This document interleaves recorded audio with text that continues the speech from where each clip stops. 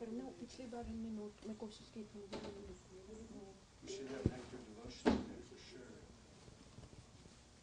Nectar of devotion is missing the book. Yeah. Missing? It used to be Hebrew. I have one nectar.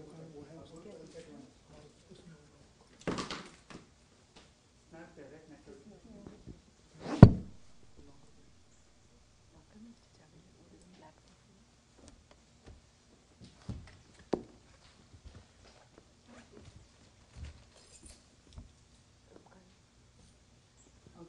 During the class, maybe a couple of times we can announce the numbers. Okay. Should I write it down?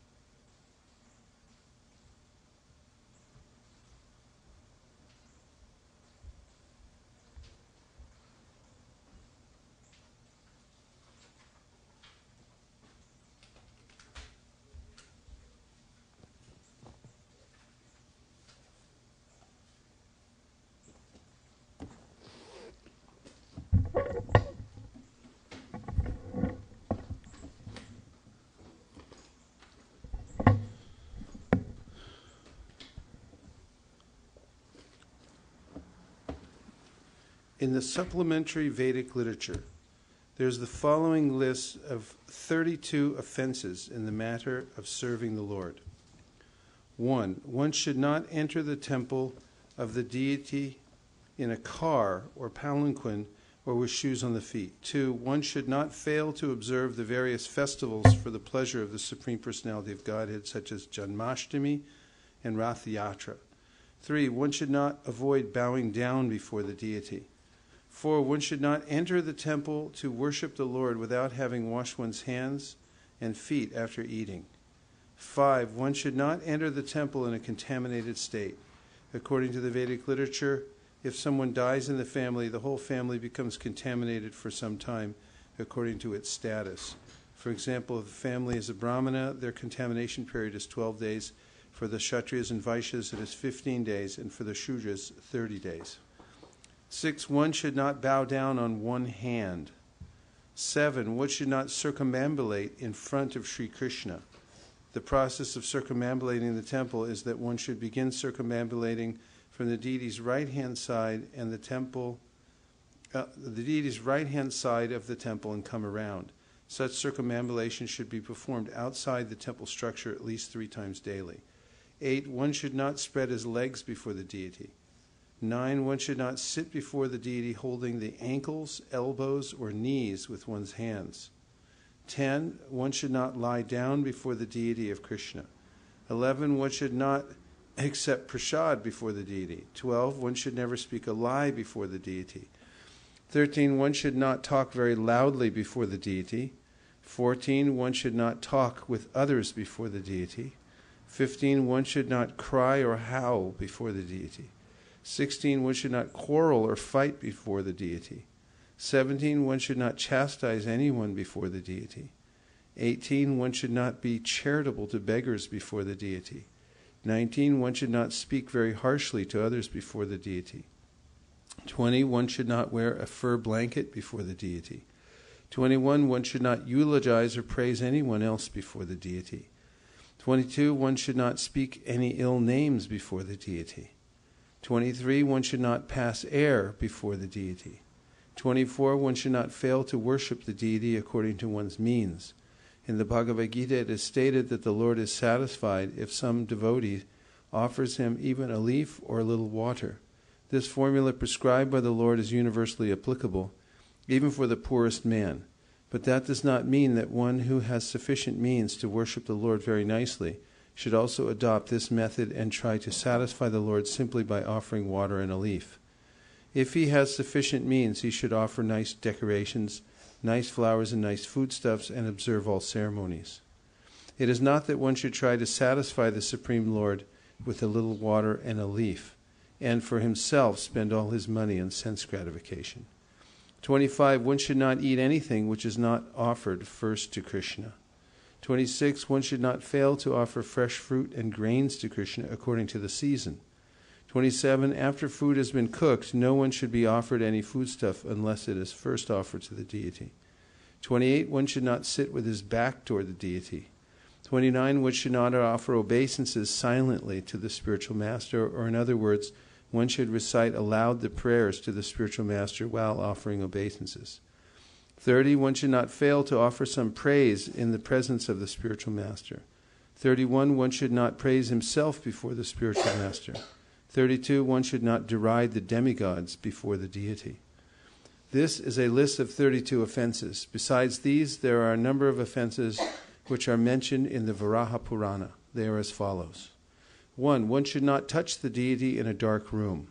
2, one should not fail to strictly follow the rules and regulations in worshipping the deity. 3, one should not enter the temple of the deity without first making some sound. 4, one should not offer any foodstuff to the deity which has been seen by dogs or other lower animals. 5, one should not break silence while worshipping.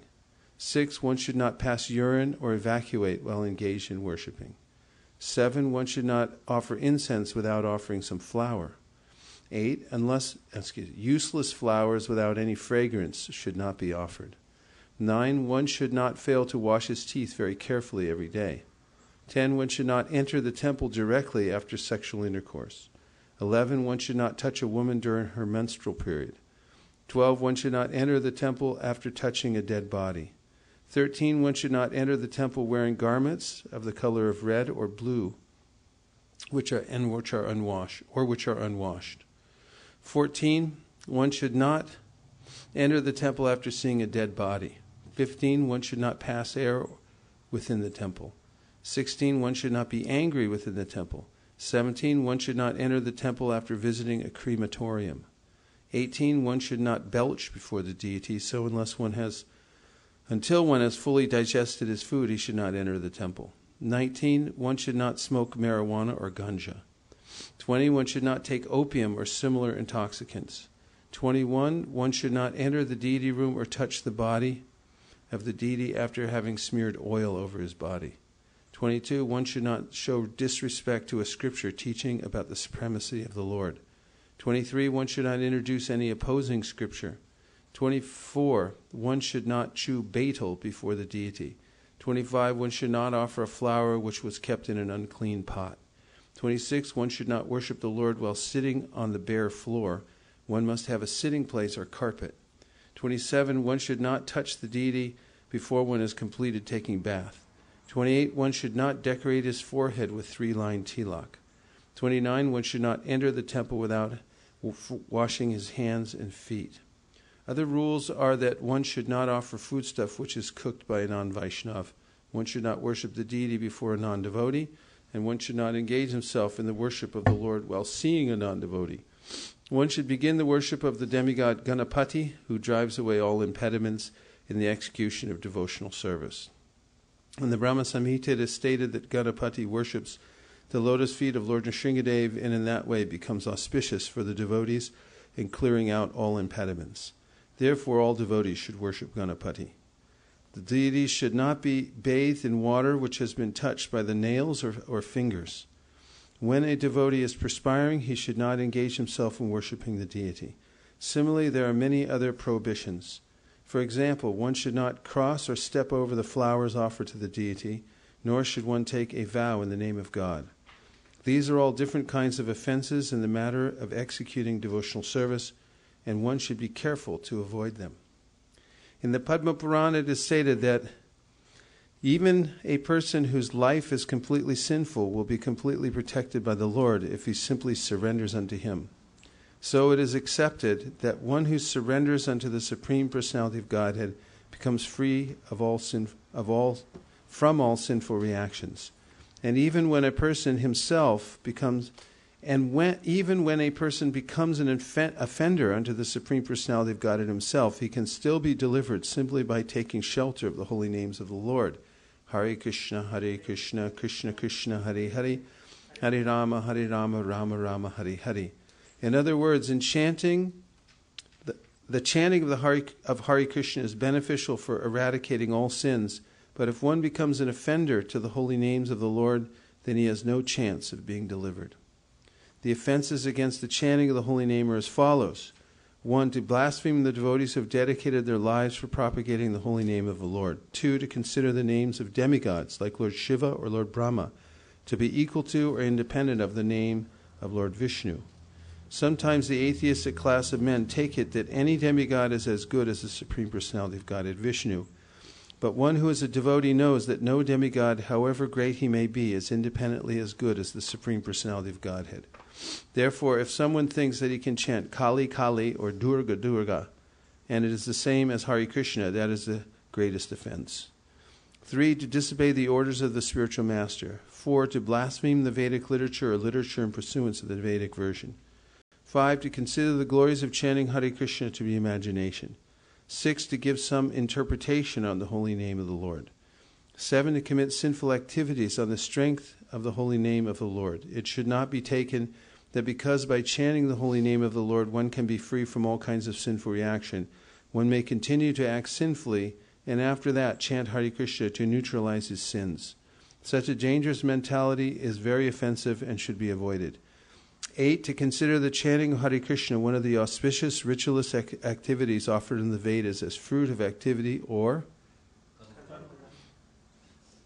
9, to instruct the faithless person about the glories of the holy name. Anyone can take part in chanting of the holy name of the Lord, but in the beginning one should not be instructed about the transcendental potency of the Lord. Those who are too sinful cannot appreciate the transcendental glories of the Lord, and therefore it is better not to instruct them in this matter. 10, to not have complete faith in the chanting of the holy names and to maintain material attachments even after understanding so many instructions on this matter. Every devotee who claims to be a Vaishnava must carefully guard against these offenses in order to quickly achieve the desired success. You have a question? One of the offenses mentioned in the deity worship is to not circumambulate. I mean, it said that we have to avoid circumambulating the deity starting directly from the front side.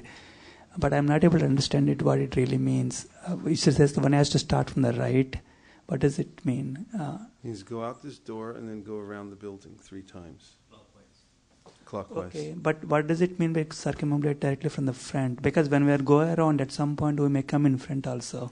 But you're going all the way around. You're making the circumference. Okay. But if you go make a circle in front of the Lord, then you're not circumambulating. Oh, just right here, a circle. Yeah. Oh, that's what it means. Okay. Yeah. Okay. Huh? Okay. Because circumambulation means going around the deity. I was thinking how we can circumambulate right in the front without going around the deity. Exactly. Any other question?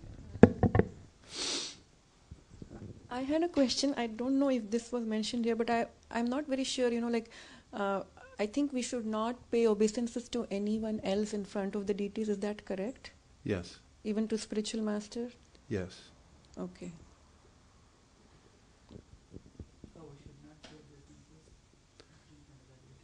Yes. One should not praise anyone in front of the deity, but sometimes we praise other devotees here because it's a small temple. Yeah, so that's a little different. I mean, the fact is Krishna loves his devotees, and there's a way in which if if one is praising the devotees, then Krishna is appreciating. It's just like when we say silence. What is silence? It doesn't mean we all sit here without talking. One should keep the silence, or not talk to others before the deities. We're talking right now, right? We're right before the deities, but what are we talking about? We're talking about Krishna and his service. So that's what's considered silence, and what's considered talking is talking about things that are unrelated. Unnecessary talking. So in this context, praising means praising some praising some materialistic activities or something like that. Something like that. Yeah. Okay.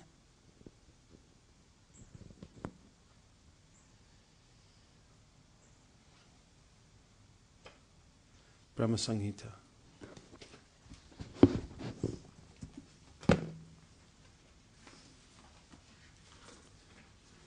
Krishna, who is known as Govinda, is the Supreme Godhead. He has an eternal, blissful, spiritual body. He is the origin of all. He has no other origin, and he is the prime cause of all causes. The spiritual plays of transcendental pastimes of Krishna is portrayed in the second verse. The super-excellent station of Krishna, which is known as Gokula, has thousands of petals and a corolla like that of a lotus sprouted from a part of his infinitary aspect, the whorl of the leaves being the actual abode of Krishna. The whorl of that transcendental lotus is the realm wherein dwells Krishna. It is a hexagonal figure, the abode of the indwelling, predominated, and predominating aspect of the Absolute. Like a diamond, the central supporting figure of self-luminous Krishna stands as the transcendental source of all potencies. The holy name, consisting of 18 transcendental letters, is manifested in a hexagonal figure with sixfold divisions.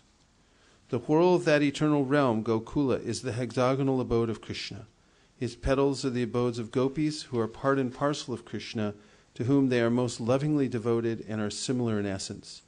The petals shine beautifully like so many walls. The extended leaves of that lotus are the garden-like dham, that is, spiritual abode of Shri Radhika, the most beloved of Krishna. The surrounding external plane of Gokula is described in this verse. There is a mysterious quadrangular place named Shwetadweep surrounding the outskirts of Gokula. Shwetadweep is divided into 4 parts on all sides. The abode of Vasudeva, Sankarsana, Pradyumna, and Aniruddha are separately located in each of these 4 parts. These 4 divided abodes are enveloped by the fourfold human requirements such as piety, wealth, passion, and liberation, as also by the 4 Vedas, namely Rig, Sama, Yajur, and Atharva, which deal with the mantra and which are the basis of achievements of the fourfold mundane requirements. 10 tridents are fixed in the 10 directions, including the zenith and nadir. The 8 directions are decorated with the 8 jewels of Mahapadma, Padma, Shankha, Makara, Kachapa, Mukunda, Kunda, and Nila. There are 10 protectors, Dikpalas, in the 10 directions in the form of mantra. The associates of the hues of blue, yellow, red, and white, and the extraordinary potencies bearing the names of Bimala, etc., shine on all sides. Before we continue, I just want to hear from all of you why we're reading this. Hare Krishna. Why are we reading this? First of all, it was found by our own Mahaprabhu during his answer. South India Yatra. Okay. And after he found this book, he painstakingly got it copied and brought the book to his associates in Jagannathpuri. Okay. And told them that this is a great Vaishnava literature and asked them to read the book. Thank you. Other answers? Why are we reading it? There are 2 aspects. One is in the Navada Bhakti, Bandhanam means by Archanam Bandhanam means reciting good prayers to the Lord, Uttama Slokas.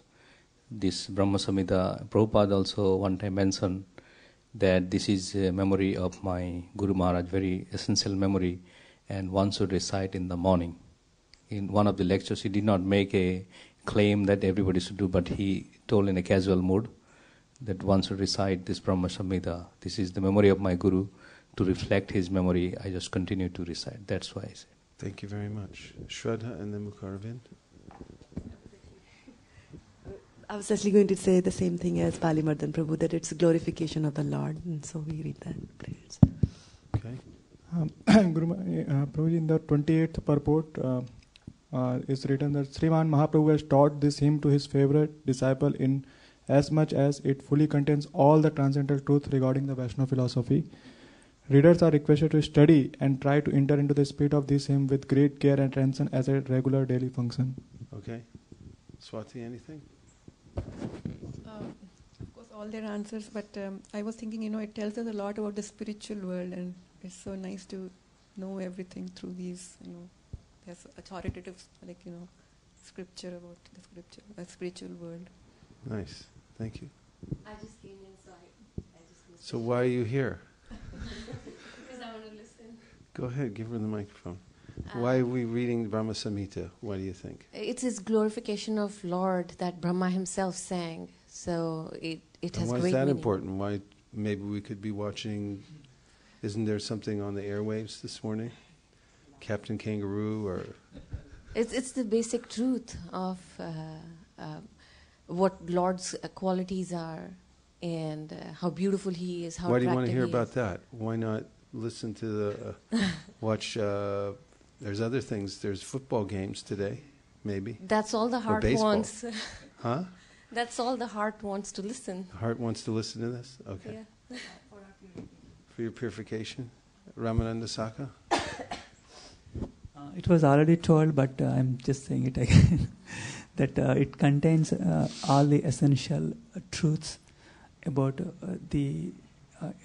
about Krishna. Why do you want to know the truths about Krishna? Truth. First, I want to know that He is the Supreme Personality of Godhead. Why? And it starts with that.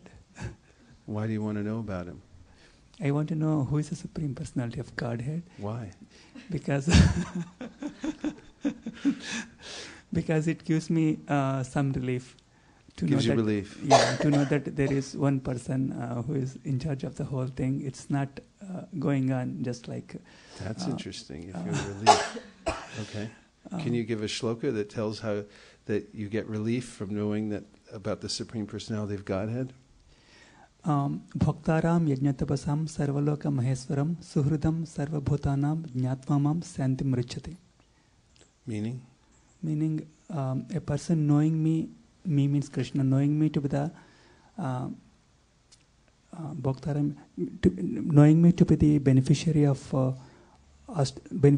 sacrifices, the Supreme Lord of all the planets, and the benefactor and well-wisher of all living entities, attains peace from the pangs of mutual miseries. Nice. That was a good one. It came right to your mind. What is the number to call in if somebody has a text they want to text in? In case anybody wants to text in a question or a comment, you can text to 650-245-7018. Text your questions or comments to 650-245-7018. That's 650-245-7018. Mukaravind. And also, Yes. it has many other spiritual truths. Also, for example, and one verse I like is it talks about the different spiritual, different dhams. One is the Devi Dham, and then Mahesh Dham, and then Haridham and Golok Dham, and it talks about essentially all the truths. Why do you want to know about the dhams? Because the it's the curiosity of the mind. It wants to know. It wants to know what is it. What is the truth? What is the truth? Unless it knows it, it's very difficult to satisfy and convince the mind. The more it knows about something, the more it can concentrate. And if you concentrate, what will happen? If you concentrate on Krishna's dham, what will happen then? According to Krishna in the Bhagavad Gita. Then we go to that dham. So you want to go there? Is that one reason we're reading this? So we can concentrate our mind and go there? Just say yes and pass the microphone. Yes. Okay. Like we follow the Brahma Madhva Gaudiya Sampradaya, so it's given by Brahma. Okay, it's coming down from Brahma. So this is a book that was very dear to Mahaprabhu, and when we're attached to somebody, we like to do whatever they do and whatever they like. It connects us.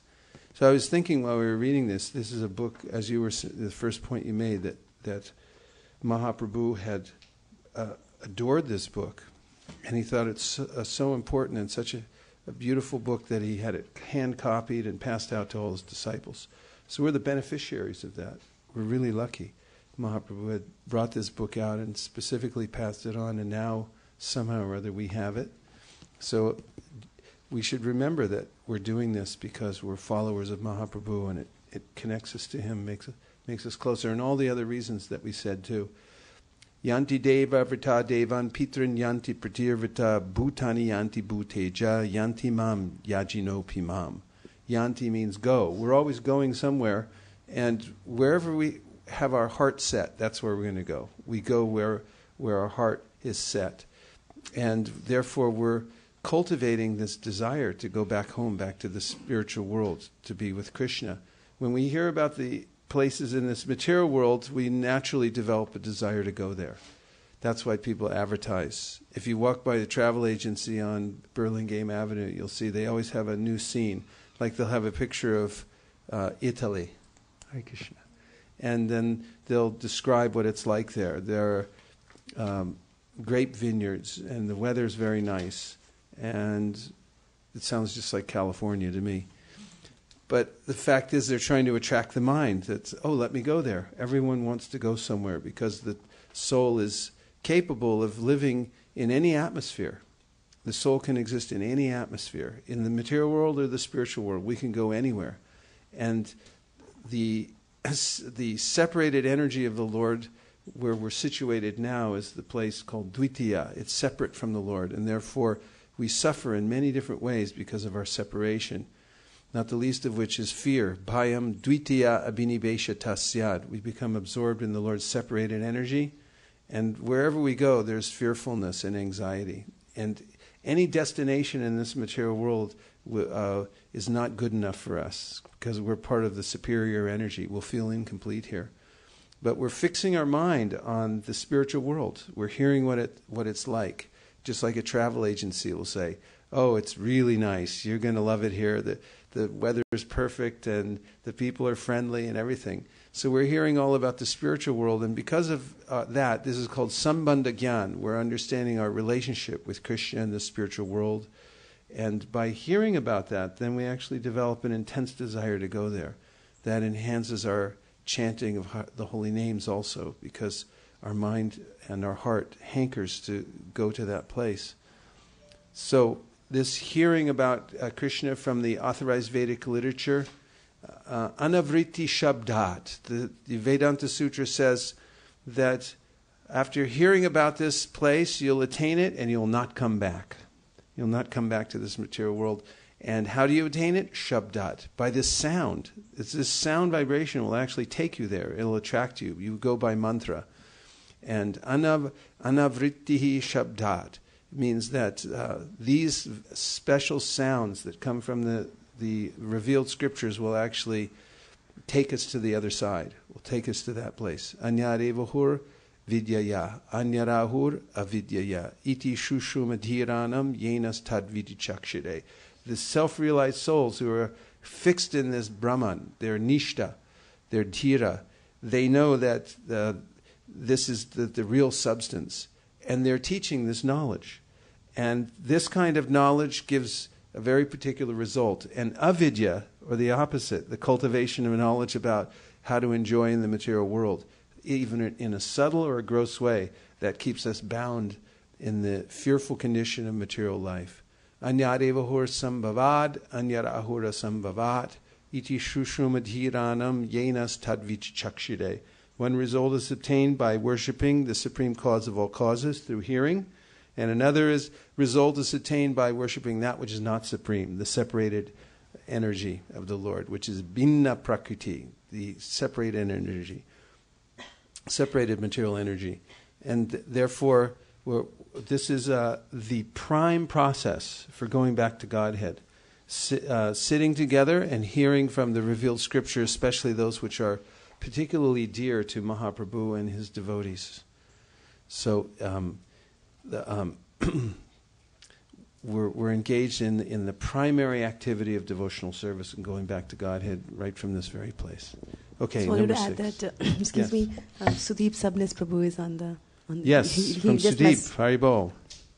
He just messaged, in response to your question as to why we read the Dharma Samhita, he says that it has an effect on a person's heart and does anartha nivritti. So. Jai. Yes, anartha nivritti. Just by hearing the sound vibration, it will purify the heart. Thank you. Okay, onward. We're on text number 6.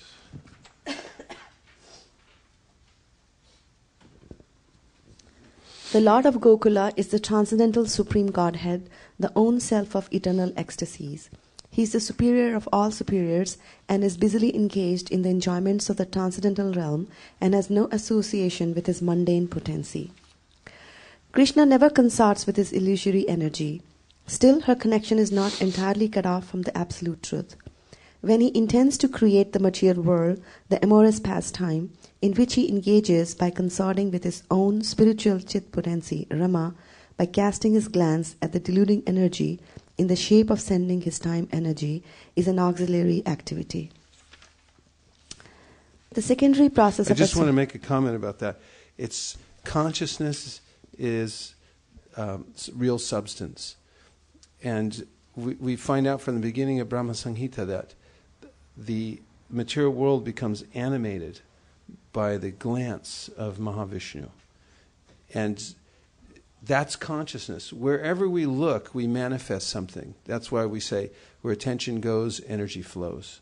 Because where we place our consciousness will determine the direction of our life, and we're also little creators because we're part of Krishna. And we'll notice that wherever we put our consciousness, wherever we put our glance, it'll have an effect.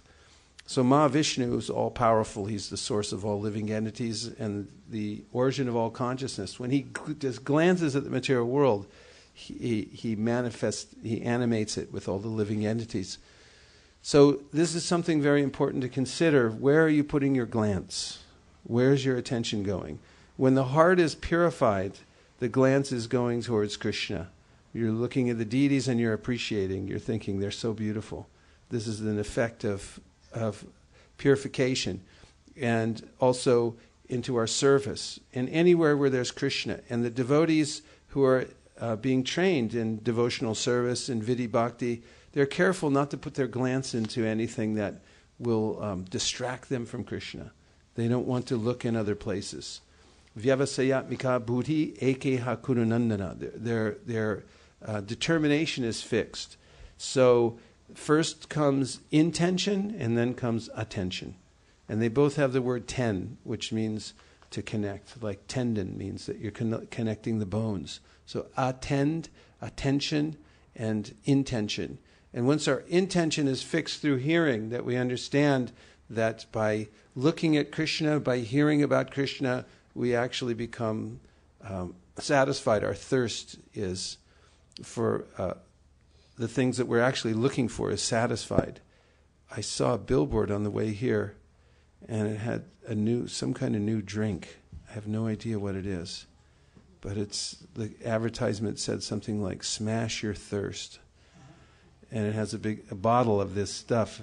And I was thinking, everyone has some thirst, and this is mentioned in the Harinam Chintamani that there's Asat Trishna. Trishna means thirst.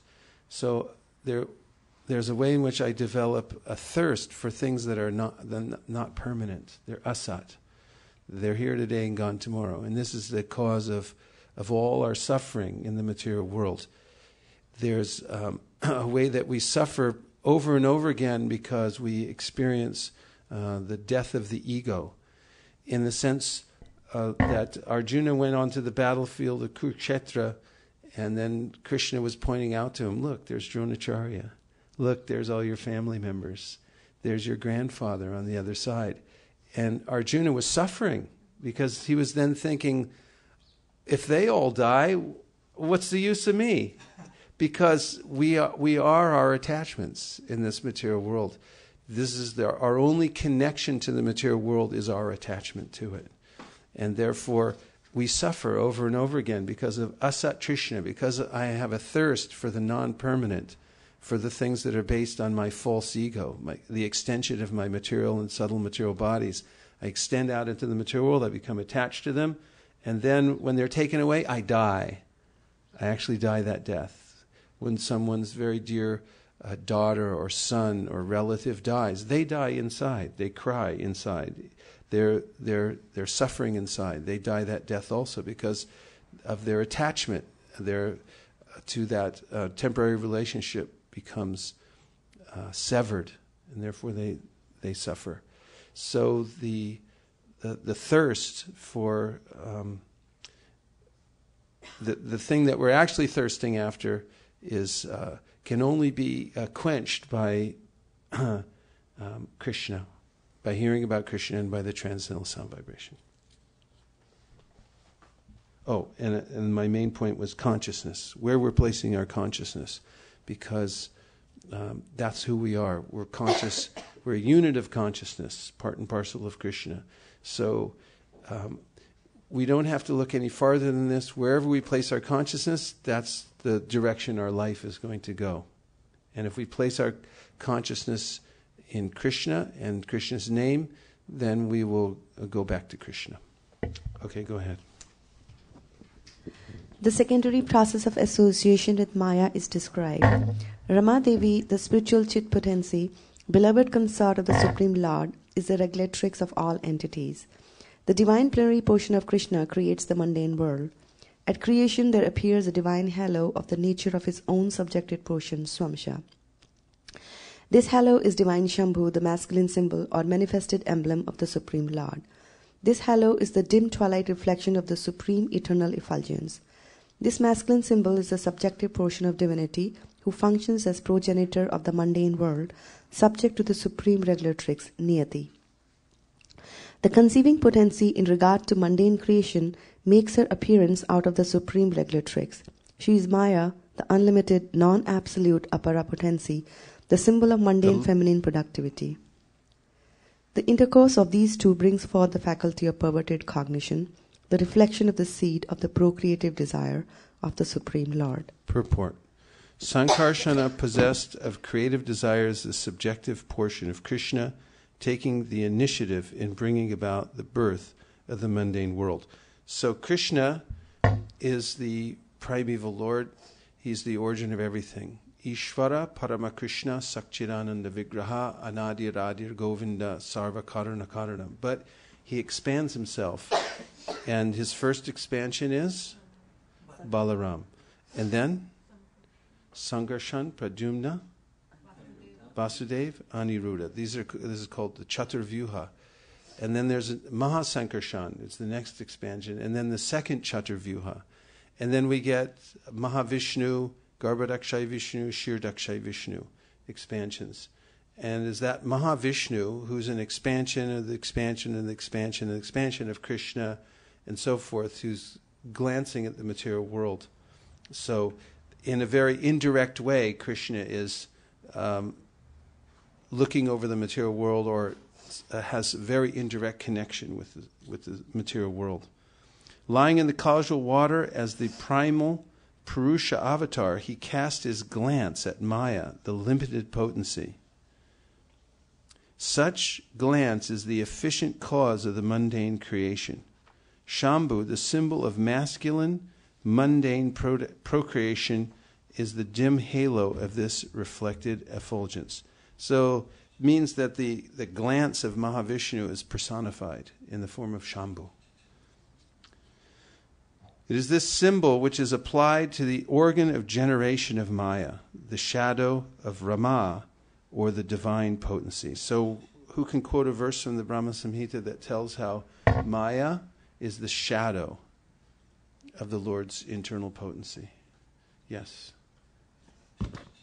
Maya hi yasya jagadanda satani sute te gunya tadvisaya veda vitaya mana sattvaavalambi parasattva visuddha sattvam govindamadi purisham tamaham bhajami. Where does it say in that verse that Maya is the shadow of the chit potency. Yeah, Maya is just Maya. He has a Jagadanda Satani Sute. It tells she is a reflection of. Which verse? 41.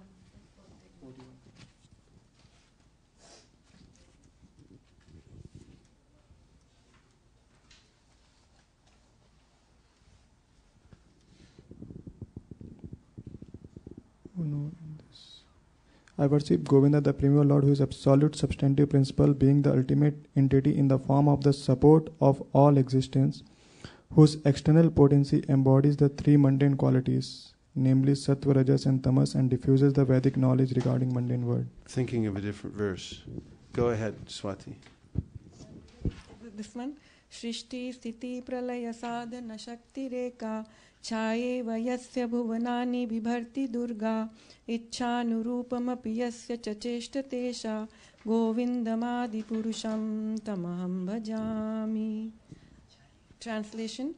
The external potency Maya, who is the nature of the shadow of the Chit potency, is worshipped by all people as Durga, the creating, preserving and destroying agency of this mundane world. I adore the primeval Lord Govinda, in accordance with whose will Durga conducts herself. Nice, yes. So, Shrishti Stiti Pralaya Sadhana Shakti Reka Chayeva Yasya.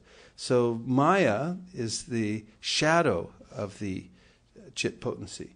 And so, what we're getting in this material world is the shadow. And it's not the substantive aspect of the Lord, it's just the shadow potency. And as we hear in the 15th chapter of the Bhagavad Gita, this material world is a reflection of the spiritual world. So it's non-permanent and insubstantial because it's a dreamlike state. We have our dreaming at night, and when we supposedly awake in the morning, we're awake. But that's not actually an awake state. I'm still entranced by the shadow of the internal potency, and I'm working in a dreamlike state. It's just everything's changing, just like in my dream at night, only changes a little bit more slowly. And I go through all kinds of tribulations because of that, because I'm actually permanent. My relationship with Krishna is permanent, but now my consciousness is pointed towards the external feature of the Lord, and therefore I've become enamored in an illusory way, the reflected effulgence. Yeah. We can say in the dream, what we see is like a shadow of what we see during the daytime, shadow of the material world. Yeah. Can we say the same, something like that? What we see now is yes, shadow. And what we're seeing in the daytime is a product of our concoction because of our false ego. I see my car, but that's just a car. It's not your car. And what is the car anyway? If you really examine it, it's Bhumir Apo Analo Vayu Kam, maybe some ether now that they're using all these high-tech gadgetry and things like that. But that's what it is. It's a combination of these material elements. And one whose eyes are trained in knowledge sees that this material world is as mentioned in the first canto of the Srimad Bhagavatam by Srila Vyasadeva. Here's a description. O my Lord, Sri Krishna, son of Vasudeva, O all-pervading personality of Godhead, I offer my respectful obeisances unto you. I meditate upon Lord Sri Krishna because he is the absolute truth and the primeval cause of all causes of the creation, sustenance, and destruction of the manifested universes. He is directly and indirectly conscious of all manifestations, and he is independent because there is no other cause beyond him. It is he only who first imparted the Vedic knowledge into the heart of Brahmaji, the original living being. By him, even the great sages and demigods are placed into illusion, as one is bewildered by the illusory representations of water seen in fire or land seen on water. Only because of him do the material universes temporarily manifested by the reactions of the three modes of material nature appear factual, although they are unreal. I therefore meditate upon him, Lord Sri Krishna, who is eternally existent in the transcendental abode, which is forever free of the illusory representations of the material world. I meditate upon him, for he is the absolute truth. Tejo vari mridam yata vinimayo yatra tri sargo mrisha. So these are, here he's mentioning tri sarga, the three modes of material nature. And teja means fire, vari means water, mridam means earth, yata as much as, vinimayaha, action and reaction, yatra, whereupon tri sarga, the three modes of creation, creative facilities. Amrisha means almost factual. It's almost factual. Dhamna, along with all transcendental paraphernalia. So even the great sages and demigods get bewildered by this external energy of the Lord. Tejo vari mridam yata vinimayo tri sargo mrishats, the three modes of material nature. So Krishna says in the Bhagavad Gita, Tri bir gunamayer bhaver ebe sarvamidam jagat mohitam nabijanati mame bhyat paramavyayam. Because of these three modes, these three gunas, everyone's bewildered. Kuakam. It's like a magic show. This is Kuakam, is this mentioned here. Kuakam. Tejamajana. Tinibra. Kuakam.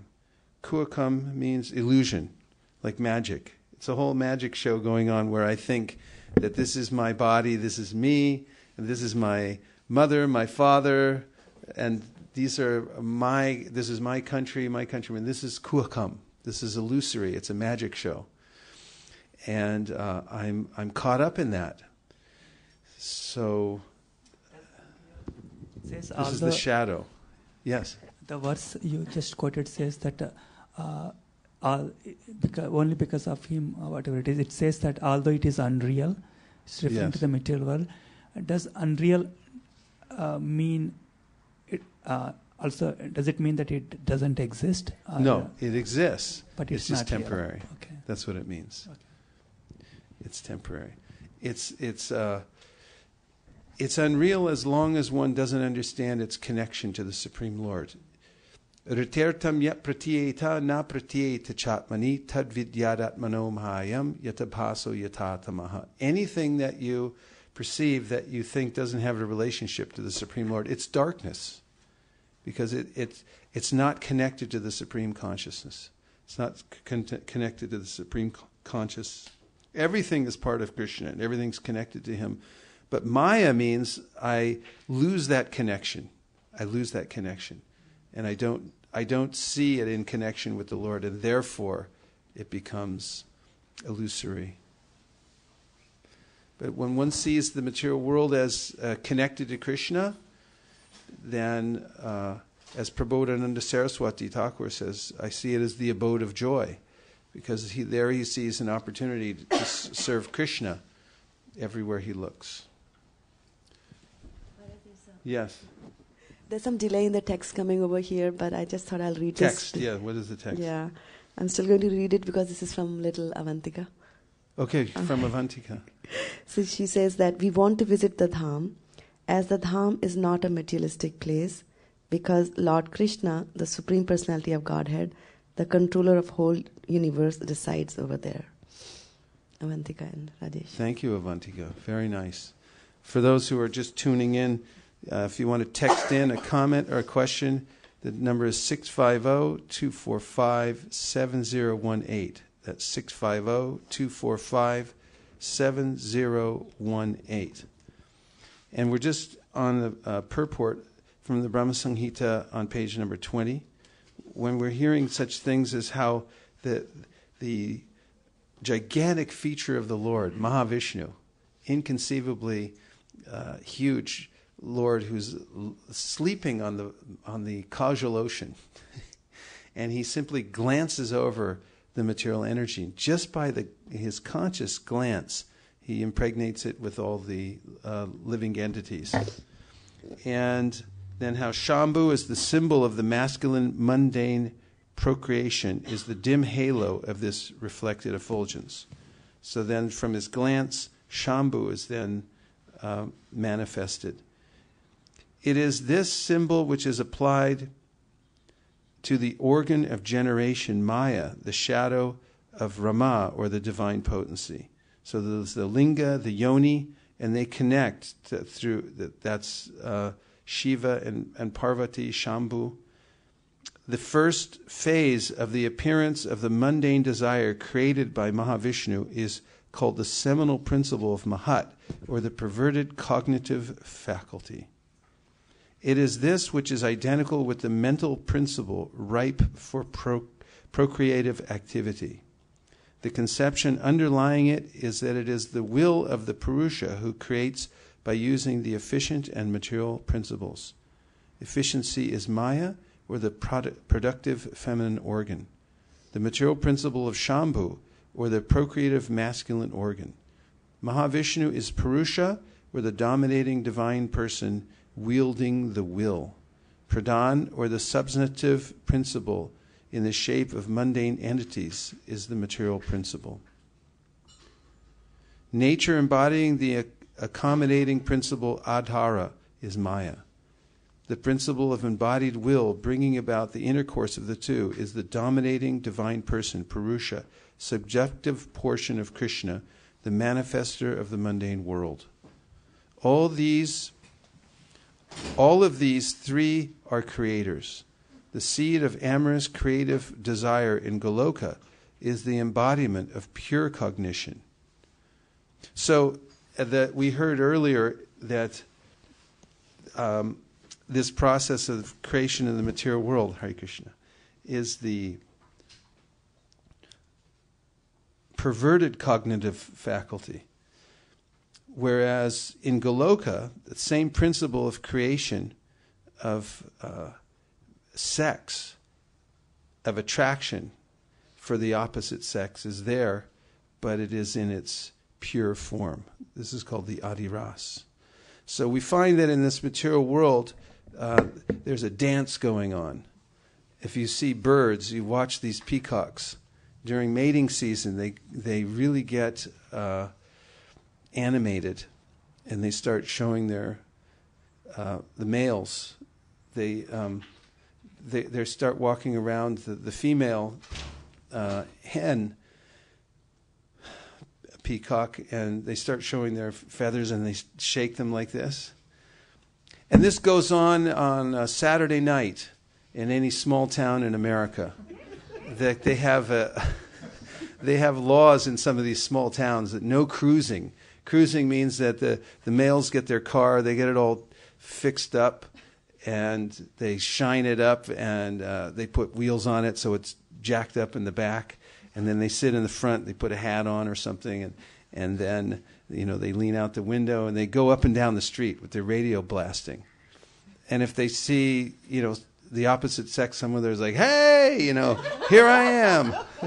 It's like the peacocks. They're going up around like, woo! And so this dance, according to Lord Rishabhadev, this is the dance of the material world. That pumsastriya maitani bhava metam. That there's a way in which the male and the female are just locked on to one another. This is the way it is. It's like it's an irresistible urge, and that's what keeps everyone working really hard in the material world. Pumsastriya maitana bhavamitam toyomritu hridaya grantamahu. And in the material world, this principle is binding, that I become attracted to the opposite sex because that attraction is natural. It comes from the spiritual world. But because of perverted cognition, look up the word cognition. Because of perverted cognition, that's what we're hearing about in this verse. The material world is the land of perverted cognition. My ability to cognate, just look up the word, and we'll see what the origin of it. It's perverted because it's turned towards the shadow, not towards the reality. And therefore, it's a binding force. And therefore, Hridaya Grantamahu. Hridaya means the heart. This is the source of, this is where we are. And this is the source of the seat of our desire is the heart. That's where the desires lie. And therefore, I become bound by this because it's perverted cognition. My false ego, I'm thinking I'm the body, and then I become attracted to the opposite sex, and therefore I'm bound. Hridaya Grantamahu. Ato Griyak Kshetra Sutapta Vitar. And then my activity is centered around that desire in my heart. Hridaya Grantu. And I work for it. My value in life is that I must support this most important principle, this bond I have to my wife, my family, my husband, and so forth. Hridaya Grantamahu. Atogriya kshetra sutapta vitar janasya moho yamaham mimeti. In this way, I enter into illusion. I become tightly connected to the material world. So, what is the solution? Someone might say, that seems rather extreme, that you're talking about all these things. Aren't these things natural and good? Yes, they are in the spiritual world. But in the material world, it's perverted cognition, and the word cognition means the act or process of knowing, perception. That's one. Two, the act or process of knowing. Is that what it says? Yes. The act or process of knowing. That is cognition. Okay. Or perception. Perception. Number two, the product of such a process, something thus known, perceived, etc. The product of such knowing. Okay? And third is knowledge. And the third is knowledge. Cognition. So there's perverted cognition. Look up the word perverted. Perverted cognition. That's the nature of this material world. Our process of knowing is perverted. How is it perverted? I'm seeing the shadow. I'm not seeing the real thing. So there's this attraction to sex, the opposite sex in the material world that goes on everywhere in every species of life. Even the sea cow, who's, from the estimation of me, is ugly, is attracted to the opposite sex, thinks, oh, what a beautiful sea cow. And the sea bull is thinking, oh, wow. But if you look carefully, you know, the hair and it's and so there's this perverted cognition in the material world. I'm seeing the shadow, and I think I'm the center of attention. This is the excitement of this sex attraction in the material world. I suddenly think through my ego, now I've become the center. And perverted means? Perverted means changed to or being of an unnatural or abnormal kind. Changed or being from an unnatural or abnormal kind. Abnormal, yes. Number two, turned from what is right. Turned from what is right. Wicked. Because okay, and let's hear the origin of the word also. Origin is between 1660 to 70. It just says pervert. Doesn't give. Let me look up perversion. Maybe it'll show us the. There has to be something about turning, verting, like avert, pervert, invert. It means something with there's motion, right? So pervert means. Yes, the perversion. Yeah, the origin of the word perversion is between 1350 and 1400. It's medieval English, and it comes from perversion, perversio. What does perversio mean? It doesn't give that. I'm looking perverse now. Try advert. Anyway, this is consistent with what we're hearing in the Bhagavatam. Bhayam dvitiya abhinibesha syad ishad apetasya. Apetasya means to avert or to pervert. It means I've turned away from the origin. I don't see the adiras. But the adiras, this original sex, this is in the spiritual world. This is Radha and Krishna in the primeval form, and irresistible. This is when somebody actually becomes free from the attraction to the shadow and transfers that attachment and attraction to the adiras, or that original sense of sex attraction. That's in the spiritual world. Imagine how attracted people are in the material world, how addicted one is to the perverted reflection. That same kind of intense attachment and attraction is there to the internal energy, and that takes place through the process of bhakti yoga. More? Yeah, I mean, Swati found the origin for pervert. So it's Middle English, pervertin, from Old French, pervertir, from Latin, pervertere. Pervertere means to turn. Pervertere, the whole word means to turn? To turn. Per plus verter. To What's turn. per mean? It doesn't tell, yeah. What does vertere mean? To turn? Yeah, to turn. Okay, or so see, that's right. Vert means it's turning. So Yeah. pervert means you're turning away from the normal to the abnormal. Yes. That's what we call it. And avert is a similar thing. You're exactly, yeah. averting your attention. Yeah. That's the whole problem, where we're placing our consciousness. So look up in your shloka books the verse from the 10th canto that says, Vikriditam Raja Vadur Bir Aham Cha Vishnor. Aham Cha Vishnu. Vikriditam. And once you find it, Mukunarvind, grab me the book. 260. Page 260?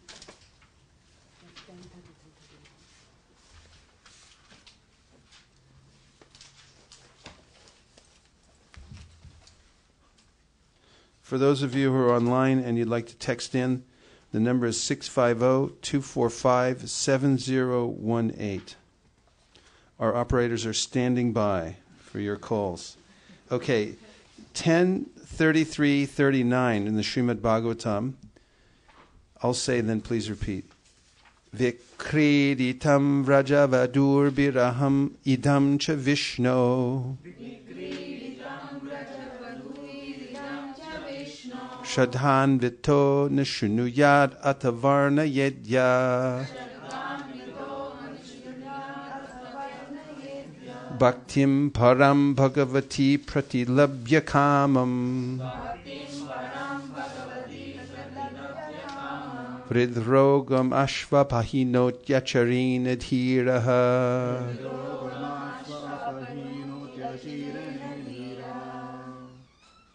Vikriditam, the sporting, Vrajavadubi, with the young women of Vrindavan.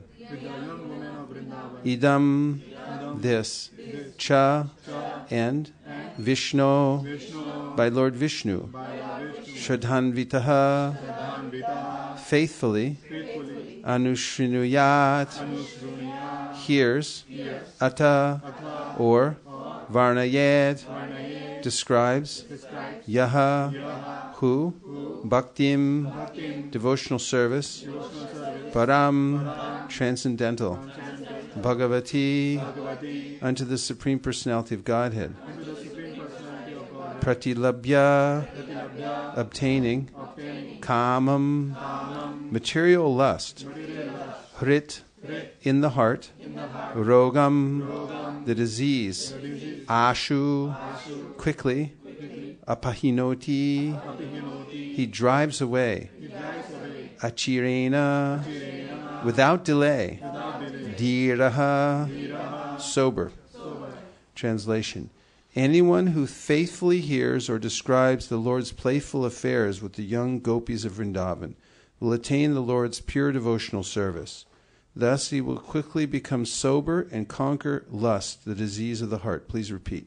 Anyone who faithfully hears or describes the Lord's playful affairs with the young gopis of Vrindavan will attain the Lord's pure devotional service. Thus he will quickly become sober and conquer lust, the disease of the heart. The purport. The extraordinary power of Lord Krishna's conjugal pastimes is clearly revealed here. Qualitatively, the Lord's spiritual loving pastimes are the diametric opposite of material lusty affairs, so much so that simply by hearing about the Lord's pastimes, a devotee conquers sex desire. By reading pornographic literature or hearing about material romance, we certainly do not conquer sex desire, but rather increase our lust.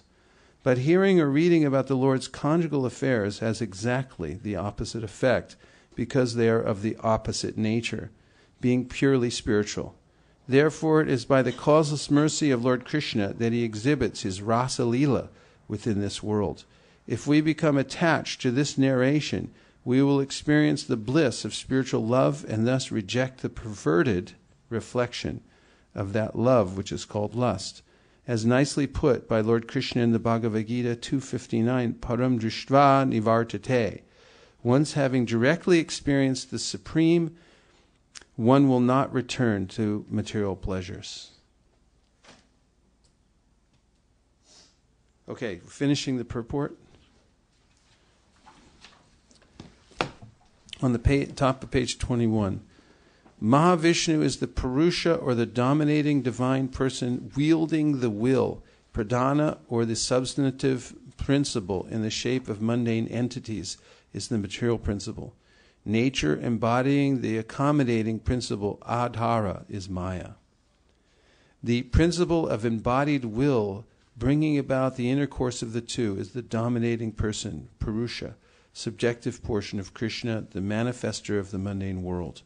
All of these three are creators. The seed of amorous creative desire in Goloka is the embodiment of pure cognition. The seed of sex desire to be found in this mundane world is that of Kali, etc., who are the shadows of the divine potency. The former, although it is the prototype of the latter, is located very far from it. The seed of the mundane sex desire is the perverted reflection in this mundane world of the seed of the original creative desire. The process of the appearance of Shambhu is recorded in the 10th and 15th shlokas. Let's do a couple more verses. All offspring of the consort of the great Lord Maheshwar of this mundane world are of the nature of the embodiment of the mundane masculine and feminine generative organs. Purport. The full quadrantal extension of the Supreme Lord is His Majesty. Of this, the tri-quadrantal extensions of unlamenting, non-perishing, and non-apprehending situations constitute the majesties of the realms of Vaikuntha and Goloka, etc.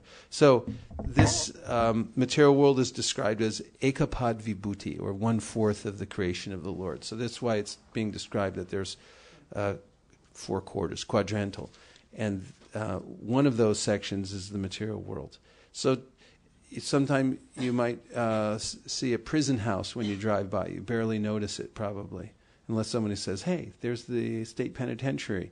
So the material world is insignificant like that to the people in the spiritual world. It's just, it's like, hey, there's the insignificant portion of the spiritual world. Why do we have that section? Why do you have a prison?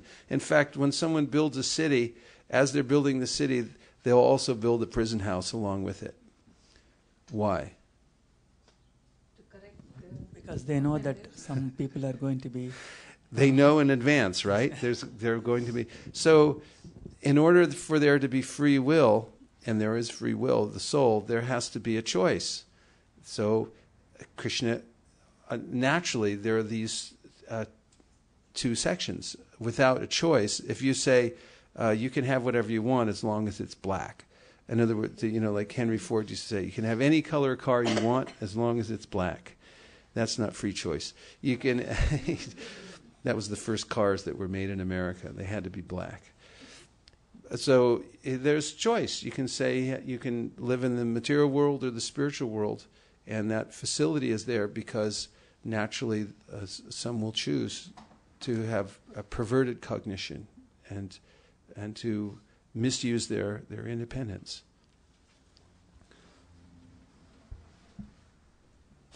In this temporal realm of Maya, devas and men, etc., all these together with all mundane worlds are the great majesties of the limited potency.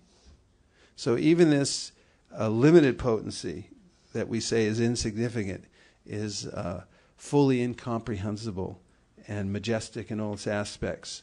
As we hear, Yasya Prabha Prabhapato Jagadandakoti Koti Sheshesha Vasudari Vibhuti Bhinam Tad Brahma Nishkalam Anantam Ashesha Bhutam Govindamadi Purusham Tamaham Bhajami. This material world is unlimitedly variegated and vast and beyond our comprehension, and every one of the different aspects of the Lord's creation has an environment to accommodate the living entities that are there. Even in California, if you drive up and down the coast, you'll come upon these little hamlets that are situated along the 101 freeway, and you'll say, "Oh, look at this, a new little town," and all the living entities live there, and they think, "I'm from Pismo Beach." Where are you from? Pismo Beach. That's my identity. And there's a certain environment there. And in San Francisco and throughout the universe, it's just like that. There are all kinds of planets, practically unlimited planets in the material world, although we say it's measurable. Practically it's immeasurable. And each one of them there is a variegated atmosphere which is maintained by the potency of the Supreme Personality of Godhead. This is the material world. All these entities are embodiments of the masculine and feminine organs of generation, of the distinction of efficient and material causal principles. Or in other words, they are produced by the process of sexual intercourse between the male and the female organs of generation. All the information that has been accumulated by the agency of the sciences of this world possesses this nature of sexual co-union. Trees, plants, and even all insentient entities are embodiments of the co-union of male and female. The feature that is of special significance is that although such expressions as the generative organs of the male and female are indecorous, yet in scientific literature these words expressing the above-mentioned principles are exceedingly wholesome and productive of abiding value. Indecorum is merely an entity pertaining to the external custom of society. But science, and especially the highest science, cannot destroy the true identity by deference to social custom. Wherefrom, in order to demonstrate the seed of mundane sex desire, the basic principle of this phenomenal world, the use of those identical words is indispensable. By the use of all these words, only the masculine energy or the predominating active potency and female energy or the predominated active potency are to be understood. So the language is a little thick, but what did you all get so far from this discussion? Let's have a few reflections, and if you're texting in, the number is 650-245-7018. Comments, questions, reflections? You have a text? No. Okay, go ahead. I was actually going to comment on the words that you read from the Srimad Bhagavatam, Okay. where it was mentioned that by those who listen to the pastimes of Krishna and Radha, then the mind is diverted from the perverted sexual desires in this material world. And I was just thinking that the school authorities have so much of trouble these days trying to contain the sexual attraction that the kids have at school. And the only thing that they need to do is to introduce Srimad Bhagavatam as a part of the That'd curriculum. help. But I do have a question in this regard. This verse says that by hearing about the Rasrela pastimes or something like that, then it cures the dreaded disease of the heart, which is the material lust. But at the same time, we find that one should not, one of our acharyas, like for example, Bhaktisiddhanta Saraswati Prabhupada, they tell us not to read go into those pastimes and read them. In fact, there is someone gave him a book about, he said he wants to publish about these pastimes, and then Saraswati, Bhaktisiddhanta Saraswati Prabhupada Thakur said that, okay, publish one book, but keep it high in the shelf on the altar or somewhere like that. Mhm. So how can we just... Govinda Lilamrita. Well, in the verse itself, the word Shraddhanvito Nashrunuyad. So Shraddhanvito means faithfully.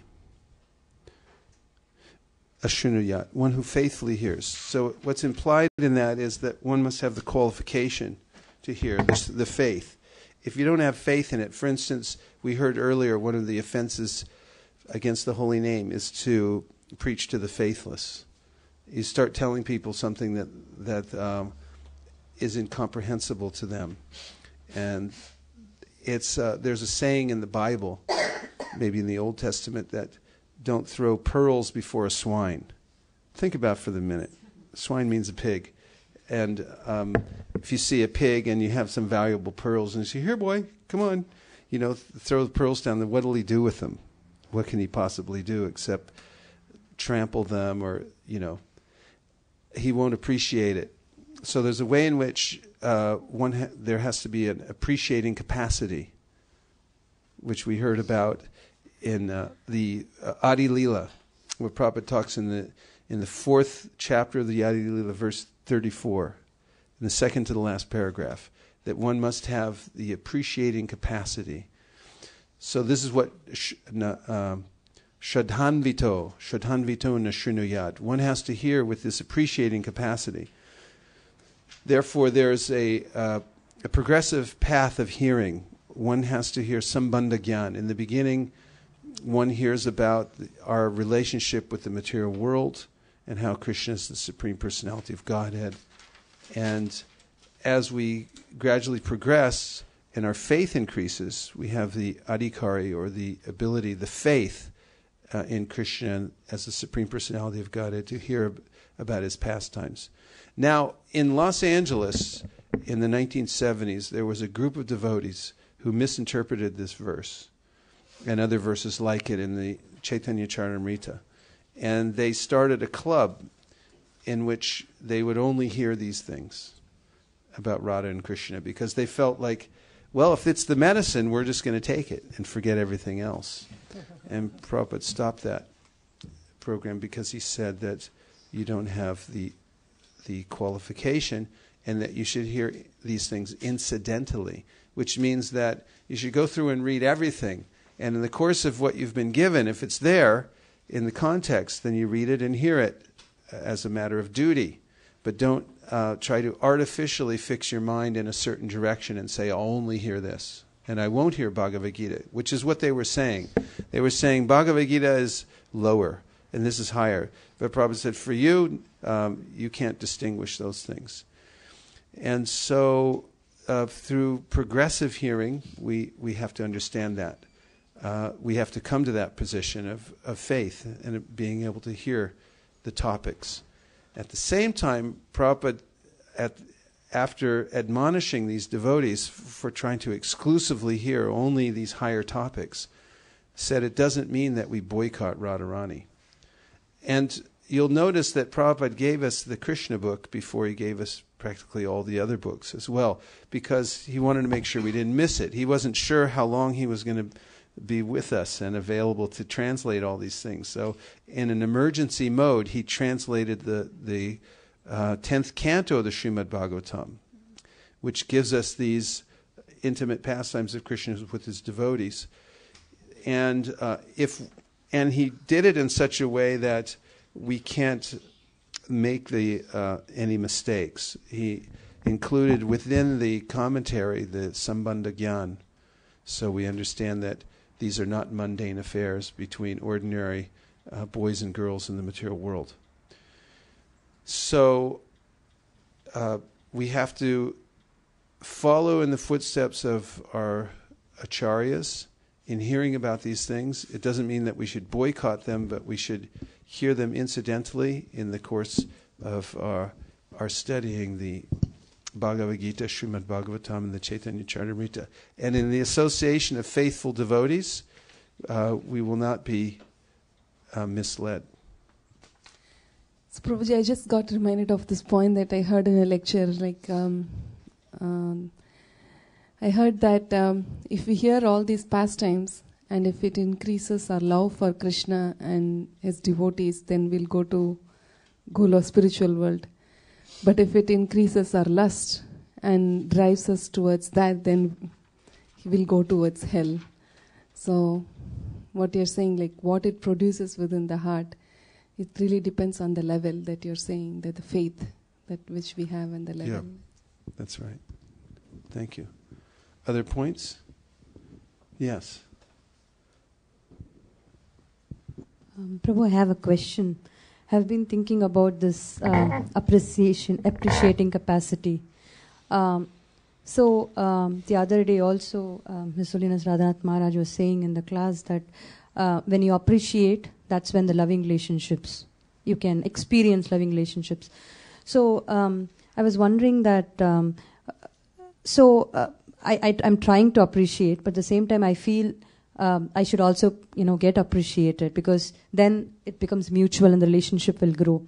But on the other side, we also hear that, we need to be humble and should not expect, people to praise us, or because appreciation is also a form of praise.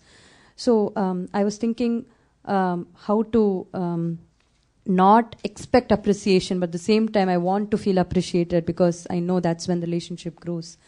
So I'm just asking how we can, or how not to, because I feel it's natural to expect to be appreciated.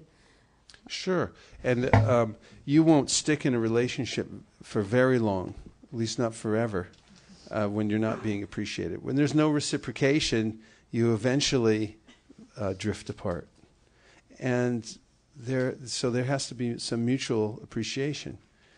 It's our nature to want to... rasa, or love, means an exchange. It means there's appreciation on both sides. And you'll find that in any friendship. That means it's the mutual admiration society, that I'm appreciating somebody and they're appreciating me back, and then it grows from there.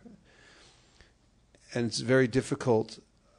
Sometimes there's a different kind of relationship. Somebody's on a much higher level and we're appreciating, even if we're appreciating them from afar, and we have more of a reverent kind of a relationship. It's not that right away they may appreciate us, but there is a relationship between the master and the servant, in which the servant is waiting for the merciful glance of the master. In fact, we say that this is what the servant is waiting for, just one glance, and then like, okay, I'm all right. Rest of my life, I got the glance. When people will say this, when they have the relationship with their spiritual master, and you look and you say, good, and then you're like, okay, I'm fine. There's reciprocation. That's appreciation. That's what consciousness is. It's appreciating capacity. And so it'll naturally be there. And if it's not, it means there's some kind of hindrance to the relationship. It means somebody's not in it. And if they're not, then you're going to drift apart. It won't be there. Krishna's capacity to appreciate is unlimited. He's always there. Therefore, he says, Ye yatamam prapadyante. I'm here. You just appreciate me, and then you'll feel whole. He's eternally capable. Whereas I can turn my attention, misuse my independence, and turn it in another direction. But in any case, relationship means there's reciprocal appreciation. Other questions or points about the topic?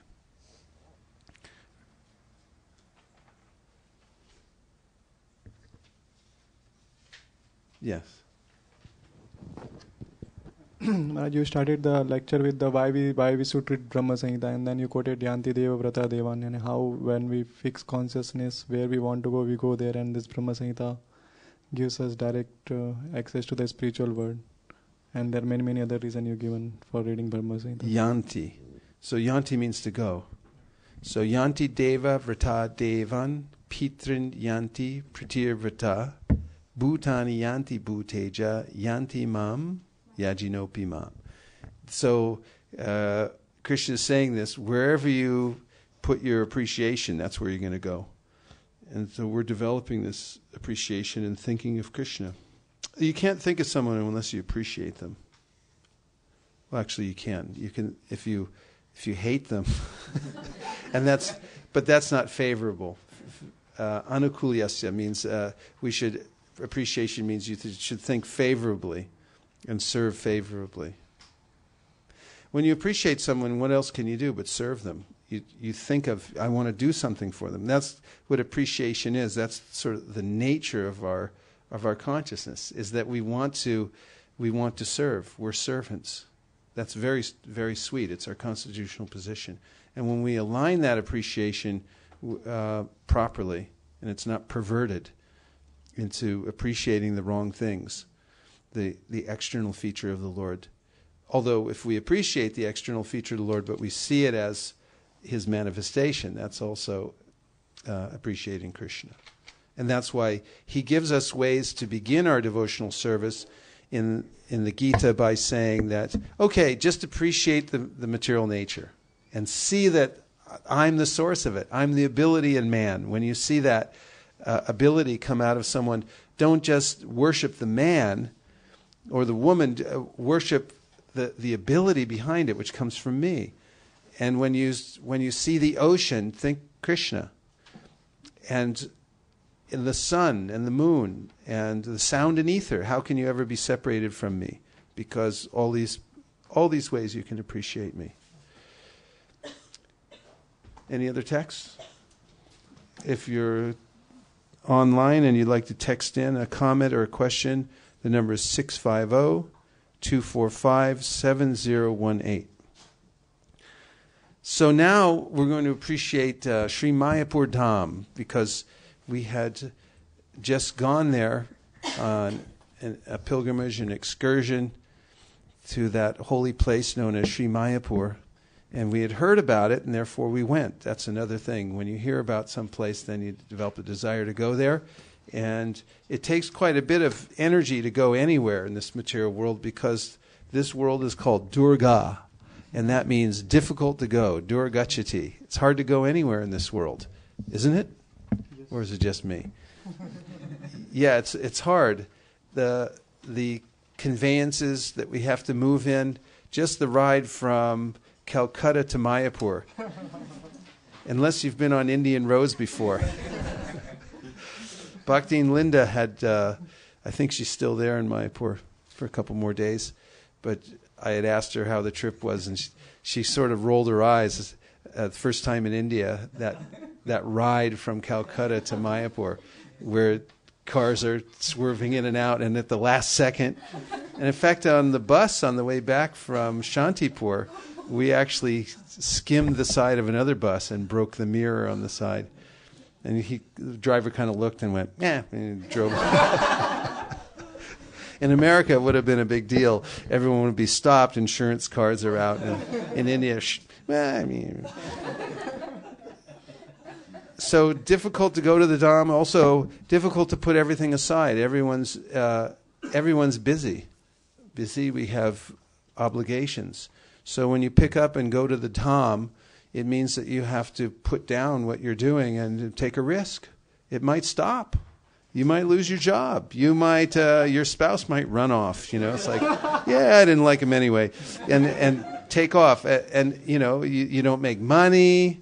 My friend Guru Kripa was in business in Thailand for many years, and then he had these suppliers of cloth. He was selling cloth. And one Vietnamese woman he used to go to the Dham all the time, because Thailand's pretty close, and he would take time off from his business. And she thought he was crazy to take any time off to go to the Dham.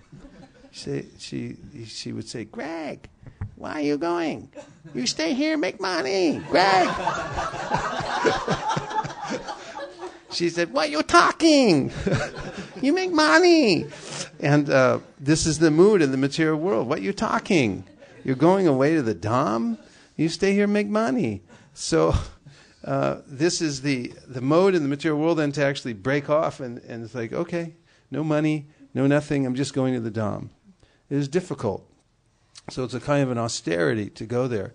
But what's the result? We go to this Dham, and now the Dham means the place that is where Krishna lives. This is place where he appears and where he resides eternally. And the Dham is not part of the material world. How does one realize that? You have to go and serve the Dham. You have to do Dham Seva. And you can do Dham Seva while you're here, or you can do it while you're there. But it helps to go there and walk around and experience it for yourself. There's a thin veil of Maya over the Dham. And it's a protective layer. From those who are insincere, they can't see it. But that layer is removed by anointing one's eyes. You can stop off at the Rite Aid and get a little bottle of this prema. It'll cost you everything you have.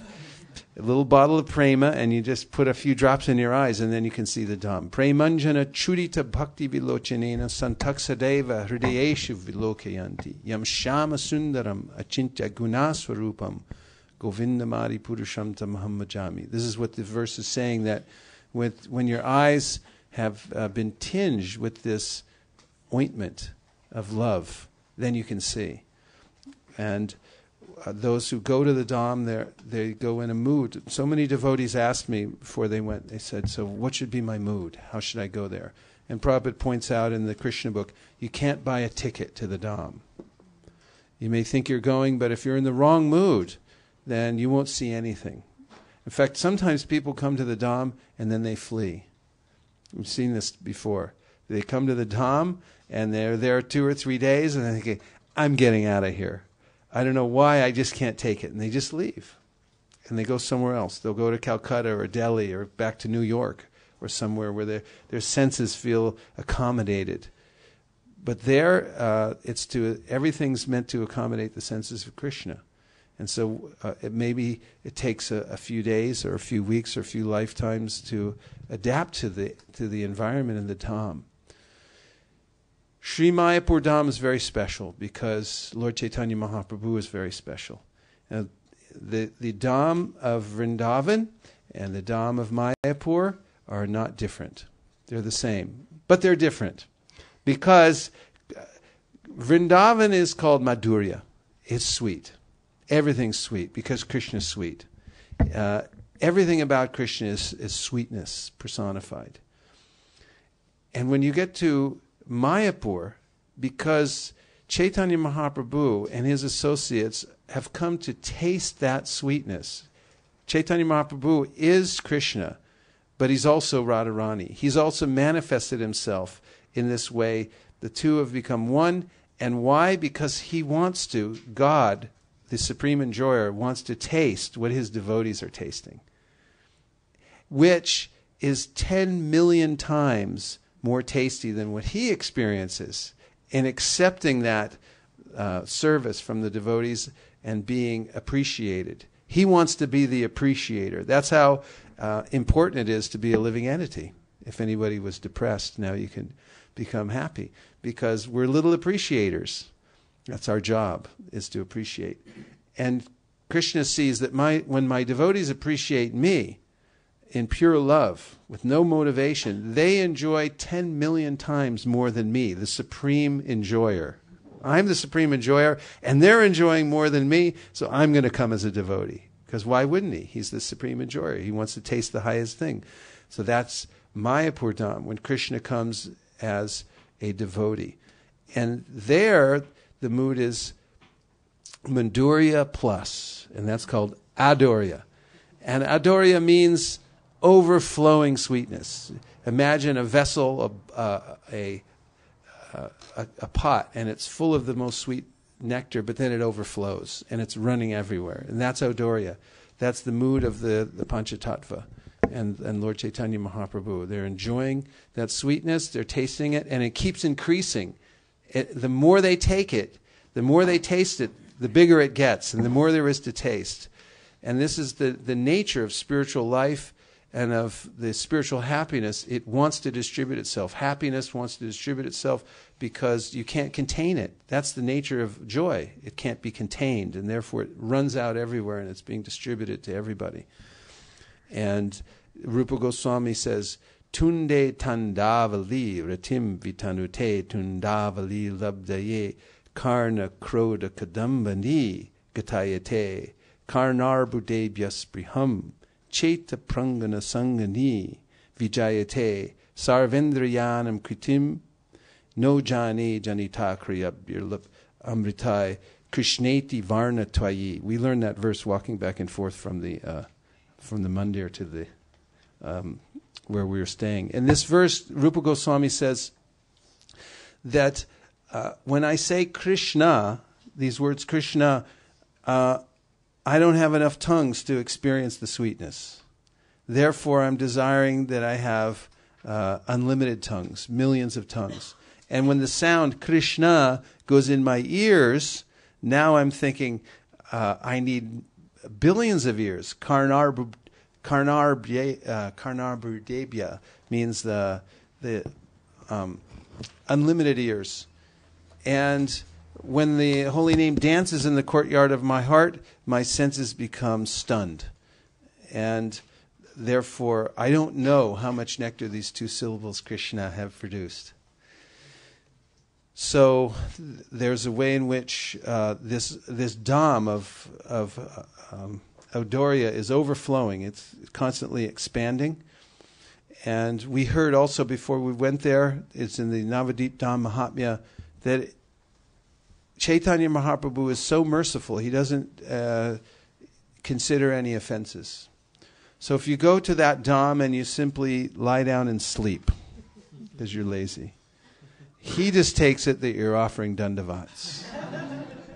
Oh, he came here for 3 weeks and he offered dandavats the whole time. Woo! So that's how nectarian that dham of Mayapur is.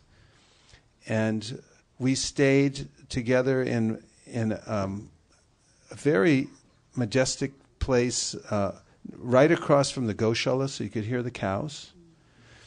And just down the street from the international school. And this place we stayed is called the Vaishnava Academy.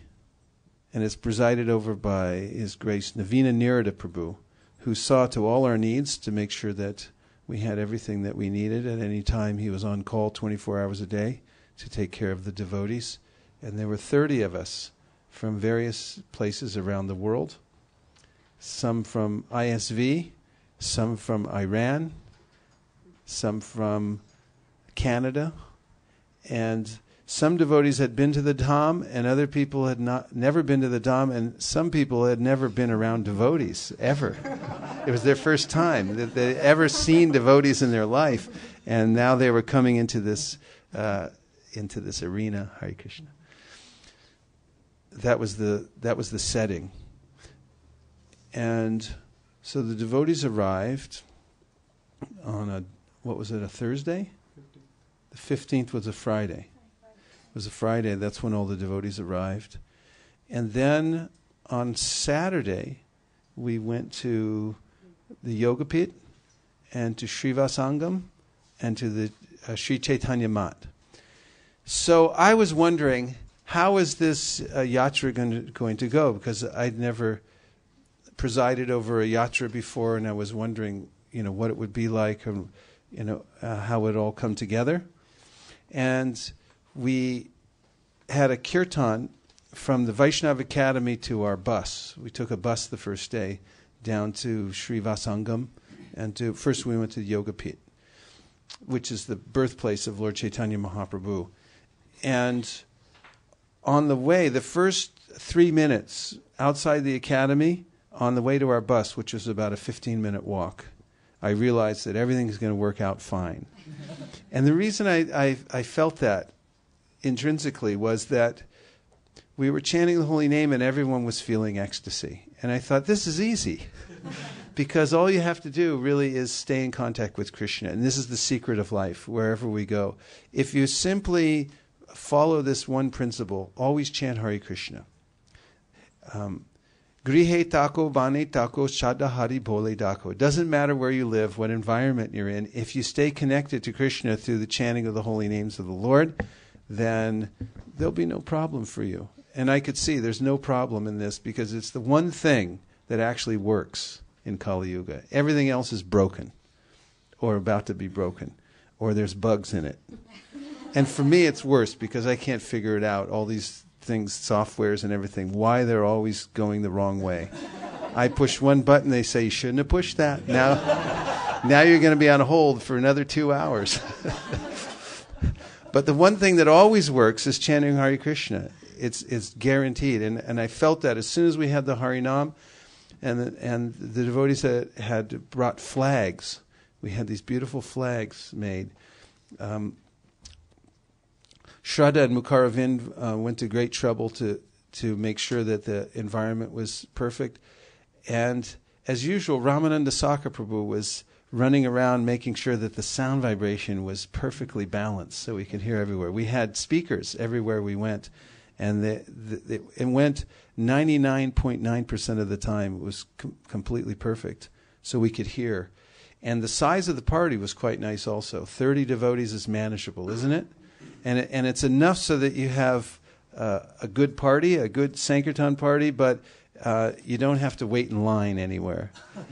And you can sort of associate freely with different people, and you can actually get around and get to know everybody. So we had this kirtan with this relatively small group. Everyone hadn't arrived yet, maybe 20, 25 devotees. And we went through across the campus of Mayapur. And I noticed as we approached various devotees who were coming the opposite way, on their way to a class or going home to cook or something like that, when they saw the Harinam party, they would smile and sometimes offer obeisances. And I thought, this is the right environment to be in, to stay in this bubble. And then we approached our bus, and we climbed on the bus, and again, it was a new life's experience. Normally being on a bus, sometimes being on a bus can be just an ordinary, mundane experience, but when we were all together in that one little vehicle, and the holy name kept going, and we knew we were going to see the Lord's birthplace, then the ecstasy increased. And we drove to the yoga pit, and we got out and walked into that place. We saw there's on one side, there's a memorial to Bhaktivinoda Thakur. So we went there and circumambulated the Thakur. And on the other side, does anybody remember the name of the patron who donated the temple, the money for the temple there? For 25 points. We'll come back to you. So then we went inside and had kirtan, and we saw the Lord's birthplace. So we're just taking you along on the parikram. So let's hear remembrances and reflections from the first day at the yoga pit. Things that you remembered, impressions that you had, or things that we talked about while we were there. Yes. Sundarananda Prabhu. So we saw the murti of Vishnu that Jagannath Mishra and Sachinath had worship. And then you spoke about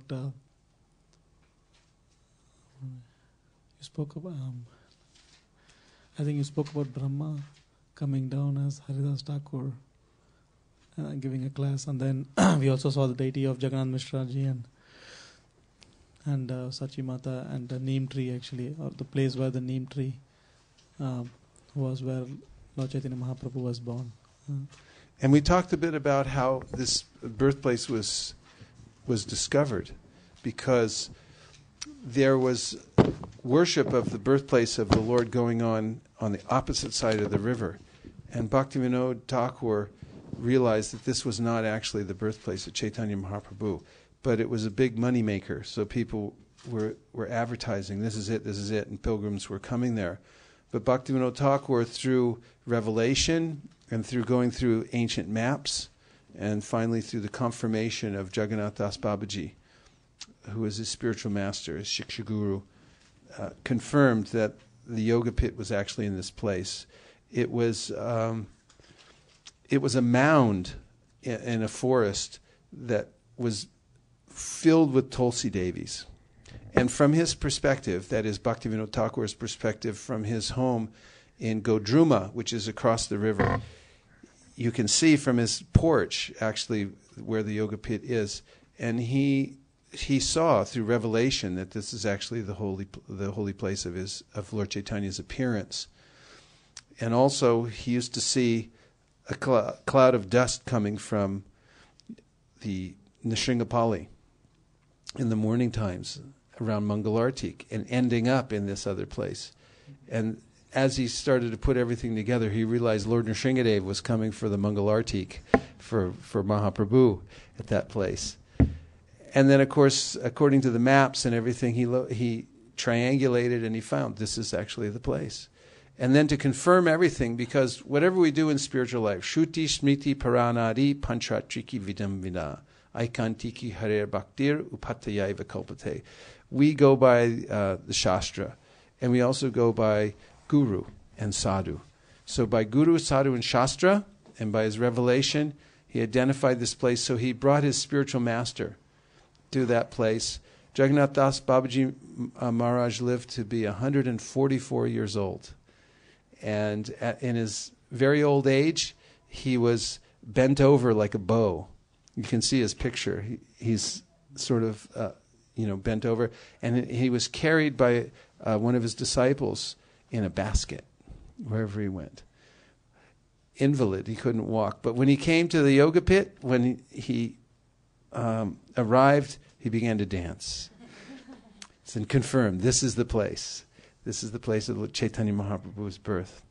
And later on, when Srila Bhaktisiddhanta Saraswati Thakur was excavating the place to build the temple, they found in the ground Adhoksaja Vishnu. And according to Shastra, that was the deity of Jagannath Mishra and Sachimata, their home deity that they worshipped, Adhoksaja Vishnu. And they found that very deity in that very spot, even confirming more that this was the place. And that a beautiful deity is right on the altar, and the pujari brought the deity out and brought him up to the front of the altar so that we could all have darshan of that deity of Jagannath Mishra. And what else did we see there in that place?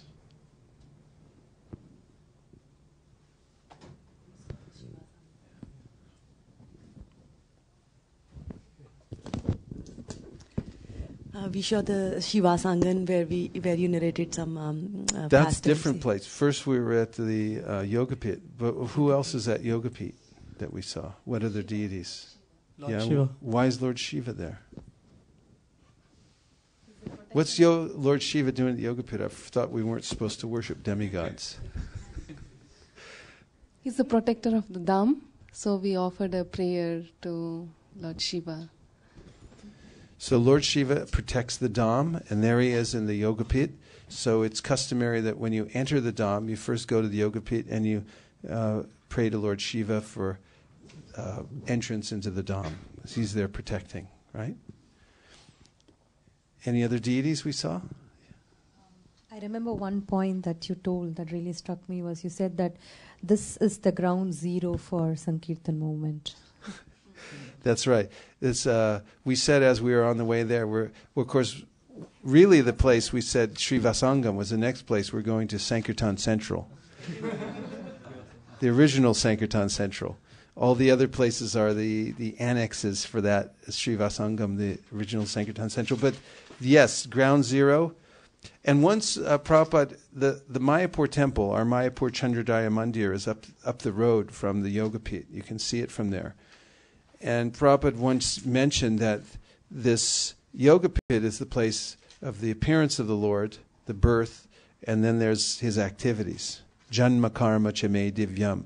And Prabhupada was saying both are important, but of the two, the divya karma, that's more important. That someone may stay at the yoga pit and receive the pilgrims and so forth and glorify the birthplace of the Lord. That's one thing, but the devotees up the street at the Mayapur Chandradaya Mandir are coming to Mayapur and then they're going back to the West and they're fulfilling the order of the Lord to spread this all over the world. So that's his divya karma. So he said, that's more important, most important.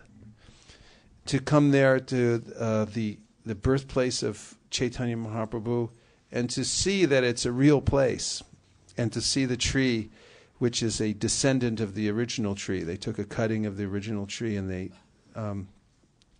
planted it there. That original neem tree is there that Nimai was born under. Any other remembrances from Yogapit? The deities at Yogapit are... I have to remember.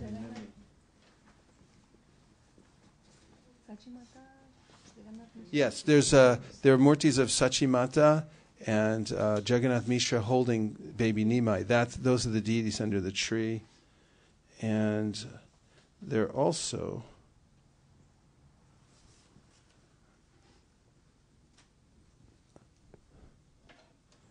the deities on the altar there.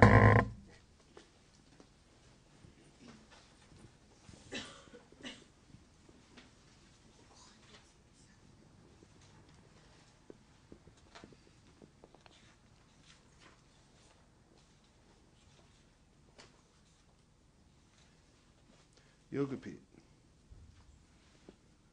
Presiding deities. On the right side, just inside the main gate, is a small temple where Bhaktivinoda Thakur is worshipped. A few steps ahead on the left is the main temple. On the left altar are Sri Sri Radhamadhava and Lord Chaitanya. On the central altar is Gaur Narayan with his two wives, Lakshmi Priya on his right and Vishnu Priya on his left. You can also see a small blackish deity approximately 8 inches high on the altar. This is Adhoksaja Vishnu, the deity worshipped by Jagannath Mishra, Lord Chaitanya's father. This deity shows Lord Vishnu with his forearms holding the disc, club, lotus, and conch shell along with his Shaktis, Bu and Lakshmi on each side. You may have to ask to see this deity. The right altar has Panchatattva and Lord Jagannath. A few steps to the right of the main altar is the neem tree where Lord Chaitanya appeared. It is said that this tree comes directly from a cutting of the original tree. Next to the tree is a small mud hut with deities of Jagannath Mishra and Sachimata holding young Nimai on her lap. This is a reconstruction of Jagannath Mishra's house that Nimai grew up in. 10 meters, 30 feet south from the appearance place, directly behind the mud hut, is a small temple with 2 Shiva lingas. The smaller one on the left is Gopishvar Shiva, who admits one to the Lord's service. The larger one on the right is Kshetrapal Shiva, who is the protector of the Dham. It is recommended that the devotees pray to these deities at the beginning of their parikrama or of their stay in Mayapur, that the Dham and Gora Prema be revealed within their hearts.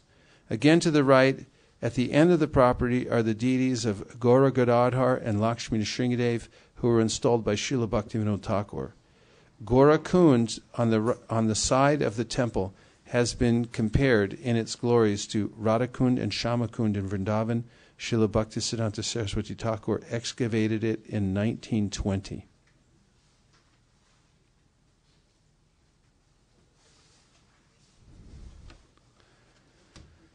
So from there, we went to Srivas Angam. And Angam means a courtyard. So the original house of Srivas Thakur is not there, but the courtyard is. You can see the outline of where the house used to be. So Angam means courtyard. And so we went to that courtyard of Srivas Thakur, and we talked about how Chaitanya Mahaprabhu and his associates would go into the house of Srivas and lock the doors with the most intimate devotees, and all night long they would perform kirtan, this chanting of Hare Krishna. And people were a little bit disturbed because, first of all, they weren't allowed entrance. And second of all, they were thinking, what is this new religion of chanting all night long and singing the Lord's name? And this was Chaitanya Mahaprabhu inaugurating the Sankirtan movement. And after a year, the Sankirtan that was going on inside this small house flowed outward into the streets. And others started chanting the holy names in the streets. And then what happened? Somebody called the police. And they were disturbed. The Hindus were disturbed because they were thinking this is a little bit too demonstrative. The Muslims are going to get uptight, and they're going to come and really crack down on us. And some of the Hindu priests were thinking, what is this new religion? And this is going to really distract from our from our presentation and so forth. If everyone goes around chanting the holy names, then it might lose its potency. And what are we going to do? And so on. And some people were saying, you're chanting the names so loud, you're going to wake up Vishnu. He's not going to appreciate it very much. And many things like this. So there was opposition at the very beginning of the Sankirtan movement. And the Srivasangam also was a place, the house of Srivas was a place where Chaitanya Mahaprabhu revealed that he was the Supreme Personality of Godhead, because he's the Channa avatar. He's a covered incarnation. Krishna is known as Triyuga, right? It means 3 yugas. So Sarvabhauma Bhattacharya, at first when Chaitanya Mahaprabhu came to his house and Gopinath Acharya came there and said, this is the Supreme Personality of Godhead, he said, it's Kali Yuga. There is no incarnation in this age. He's Triyuga. How can you say he's the Supreme Personality of Godhead? And say, you'll understand later. As soon as you get his mercy, you'll be able to understand that actually he's the Supreme Personality of Godhead. But Mahaprabhu kept himself covered. When he was a boy, Nimai Pandit, running through the town, he ran wild through that town. He used to go up and down this and terrorize people. Sometimes he and his friends would go and they would... People, they had these outhouses. They didn't have bathrooms inside their house, so they'd have to go outside to use the outhouse, and they'd tie their doors shut, and then they'd wait outside until they try to get out. And they couldn't get out of their house, and they'd start yelling, and then Nimai and his friends would run off laughing. And sometimes they would dress up like they'd put on this bull costume, and they'd go through the banana fields and plunder all the bananas. And then when the proprietor would come out and see that, he'd come running after them, and they'd run away. And Nimai Pandit used to go up and down the Ganges where sadhus were sitting, doing their mantras, doing their sandhya rituals, and he would disturb them by rearranging their paraphernalia. Sometimes when sadhus were inside bathing, inside the Ganges bathing, they would take their he would take their clothes and mix them up. So when they come out, no one knew where their original cloth was and so forth.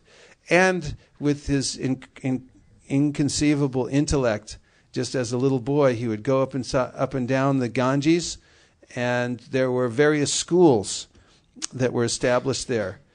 And the students were very proud of their learning, and they were always ready to debate with others. So Nimai would go and take on everybody. And he would say, your teacher's not so great. We've got the best toll. The toll's these little schools. And they'd say, well, who are you? And he'd say, who am I? You just ask me a question. Let's find out who I am. Let's see, you want to talk? Let's talk. Come on. And Nimai had all these followers because he was so bold. He would go up and down the Ganges and challenge everybody, and they're like, come on, let's go see Nimai. So they were all watching him go up and down and challenge all the other students. And so they would postulate something according to grammar in Sanskrit, and then Nimai would completely turn it around and defeat them soundly. And they would stand there dumbfounded, and they would say, you're brilliant. That was amazing. And he'd say, it wasn't amazing. That was wrong. And then he would change it again, and he'd defeat his own argument. And then they would be doubly amazed, and he would do it again until they just left them standing there speechless. And then he'd move on to the next one, and all his friends are, let's go! They're all ready to go and defeat everyone. These were his pastimes in Navadvip. He was the great hero of Navadvip. And he was so beautiful that everyone would stop and look at him. Like Cupid personified, the way he wore his dhoti, the way his Brahman's thread was across his chest, they would stop and they would see his perfect tilak, and his nose and eyes were perfectly situated. When you look at the form of God, you become dumbfounded. It's just utterly enchanting. And he lived like that in Navadvip, keeping himself covered. People couldn't understand that he was the Supreme Personality of Godhead. And the devotees, all the Vaishnavas there, who were really, they really wanted to get their, preaching going. Because Advaita Acharya was there, and every day he was giving class. And they had all come, and they were like, we got to get this, this program going. And it was very difficult. That's why Advaita Acharya had prayed for the descent of Lord Chaitanya Mahaprabhu. In any case, all the devotees were lamenting, and they were thinking, we need some support here. And then when they saw Nimai, they thought, too bad he's not a devotee. If he could only become a Vaishnava and join us, then we'd really have something going here. But what a shame, he's wasting his whole life with all this argument. He's so puffed up.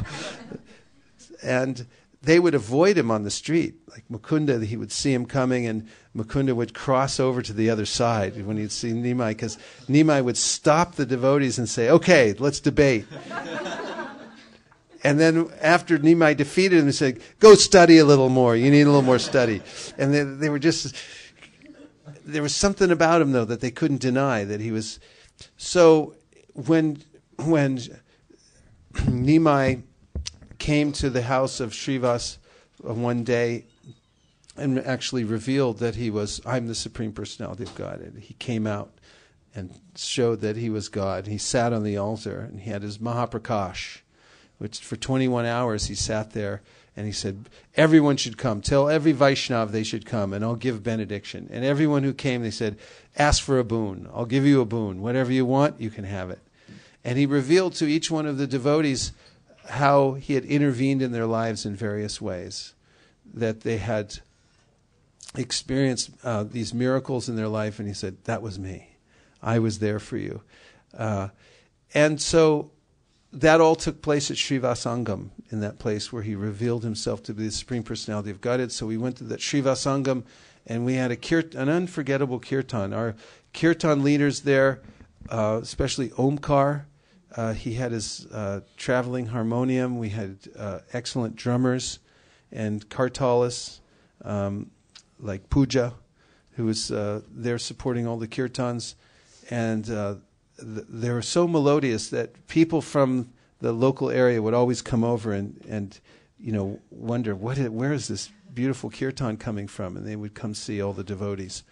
And just as we were at Srivasangam dancing in the courtyard, then a little rain started to come. Very unseasonable, but it's very auspicious for the first day of the yatra that a little rain came, just enough to cool everything down, and you could feel the refreshment of the rain coming. Gandharvika. So just one point that I noted down when we were in Srivasangam, you said that by chanting Hare Krishna without any motivation, the expansion happens. And then you said that when our intense desire for pure devotional service is purified, then unimaginable things happen. And that's what happened at Shiva Sangam. Wow, yeah, that's the formula.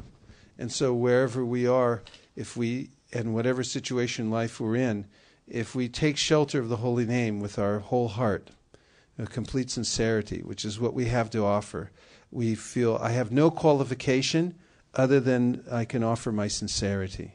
This is the most valuable substance. And if we do that, then unimaginable things will happen. Unimaginably wonderful things will happen. And that's the origin of the Sankirtan movement, is always some little place, a little garage. Just like we've given the example before, here in Silicon Valley, we're famous for Hewlett-Packard and Apple Computer. And where did Apple start? Some little garage somewhere. Steve Jobs and Steve Wozniak, they got together and they were tinkering away in some little garage. And then it expanded into something big. Hewlett-Packard, same thing. So this Sankirtan movement, it starts in Srivasangam, which is like a little garage in the Holy Dham. And they come together and they're chanting the holy name with this pure devotion. And that's why they kept the doors locked. They didn't want any influence there. Srivas Pandit Prabhu was there, and he told a few stories. One was about how during one of the kirtans at Srivasangam, Mahaprabhu started a dance, and then he stopped. And he said, I'm not getting the usual ananda from the kirtan. There must be some impure person here. that their mood is checking the kirtan. And Srivas, nobody here? Nobody here? Start up the kirtan again. Then he stops. He said, I'm not getting the usual Ananda. There must be somebody here. So Srivas looks around his whole house, and he finds that his mother-in-law is hiding behind a basket. And he took her, out you go. Start the kirtan again. And then they started again. And another time, Srivas was approached by a young brahmachari. And everyone was impressed with this brahmachari because he lived only by taking milk. And Srivas thought, very austere, brahmachari, Naishtika brahmachari, Vaishnava, he can come in. He brought him in. Mahaprabhu started the kirtan, stopped. I'm not getting the Ananda. There must be some impure. No, nobody here. Starts again. Again, he stopped. No, I'm not getting Ananda. Well, only this brahmachari, but he only drinks milk. Mahaprabhu said, throw him out of here. He chastised that. You think you have some qualification, you only drink milk. If that was true, all the babies in the world can come in here. But as he was being chastised by Mahaprabhu and thrown out of the Srivasangam, he thought in his heart, but I saw the dancing. I saw Mahaprabhu. I'm the most fortunate person in the world, and I've been chastised by him personally. And because of that mood, Mahaprabhu called him back. He said, okay, you're qualified.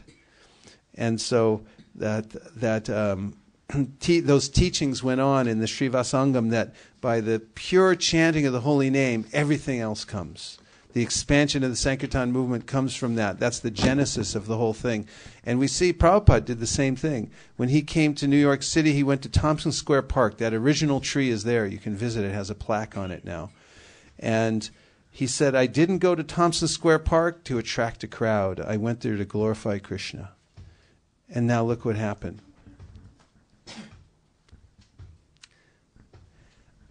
We'll probably be harassed for the next 20 days, right?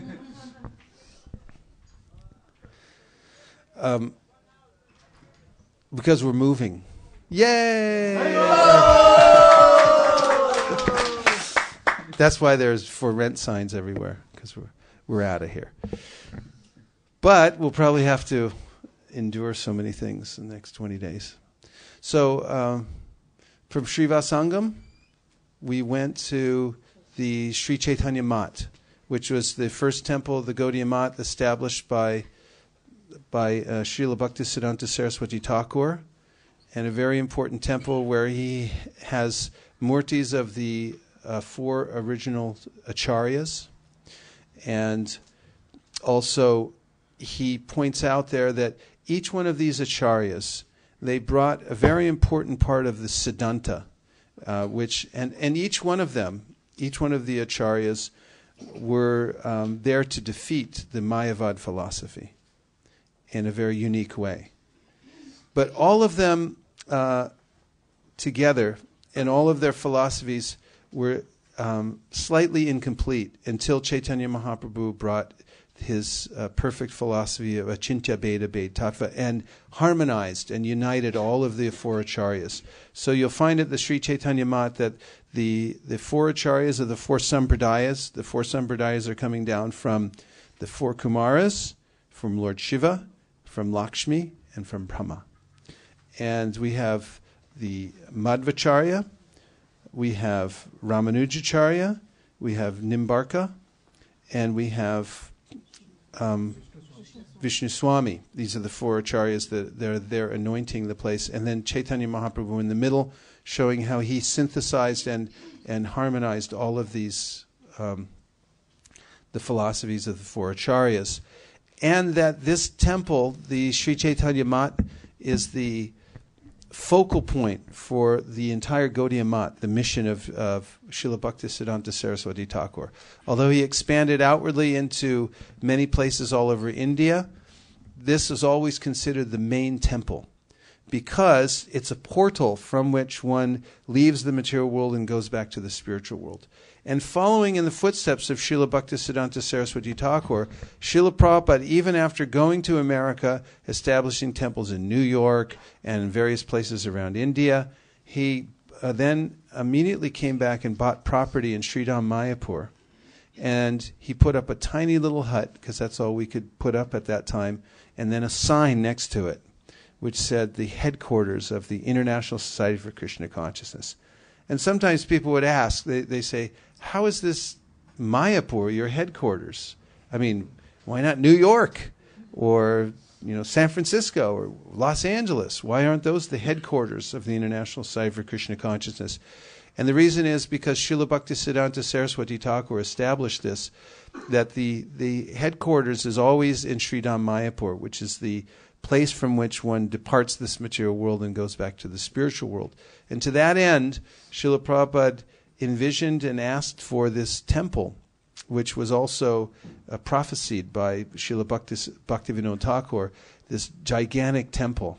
Bhaktivinoda saw also from his vantage point across the river that there was a gigantic temple that people from every country would come to and dance under the banner of Sri Chaitanya Mahaprabhu and chant Jai Sachinandan.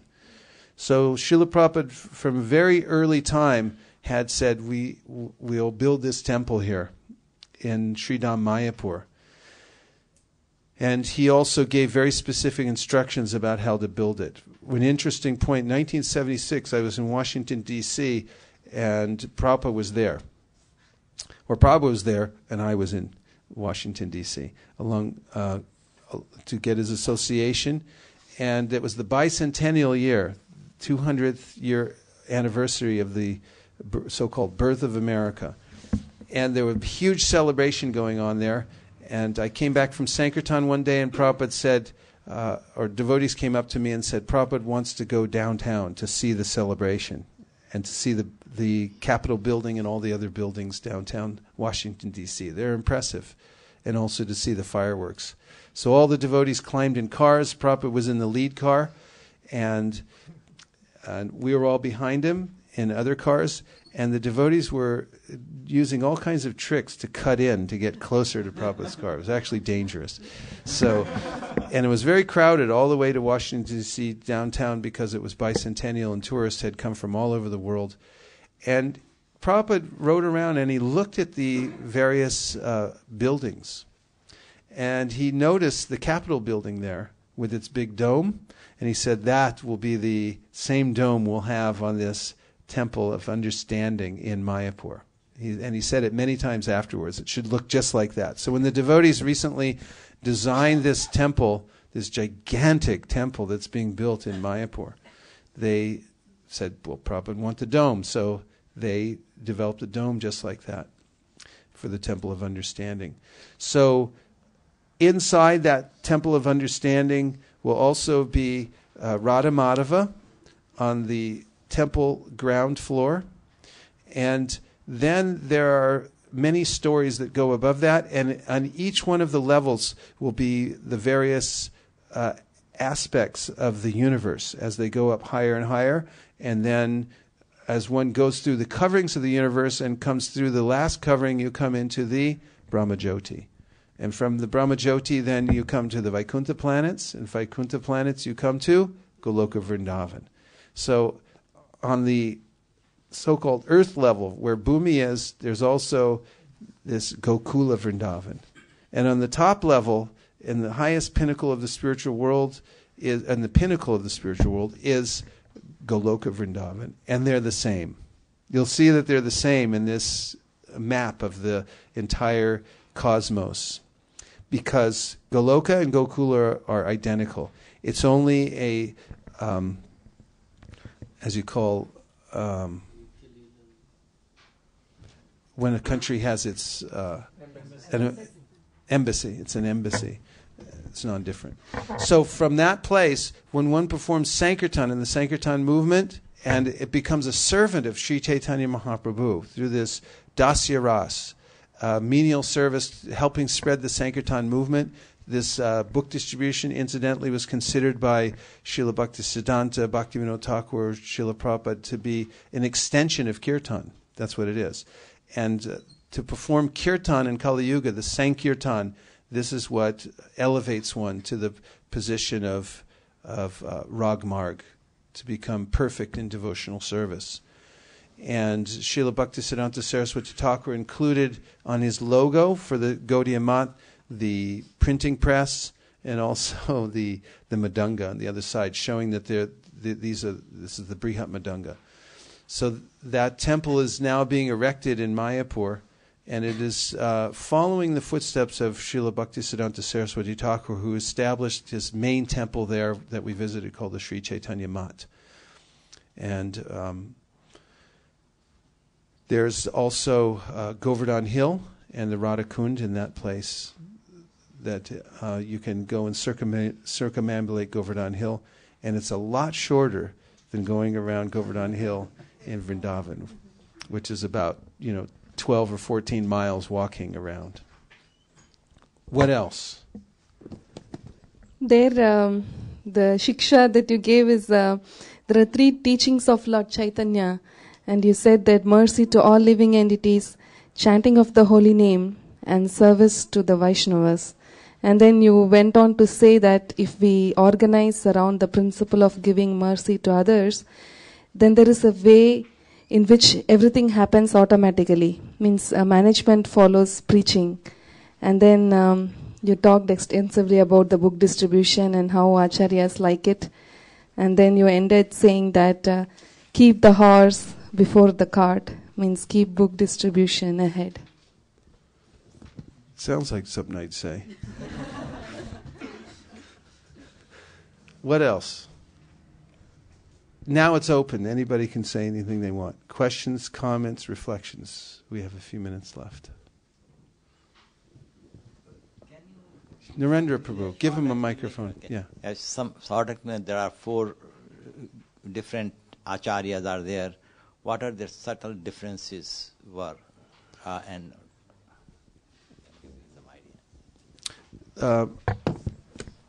the subtle differences are subtle.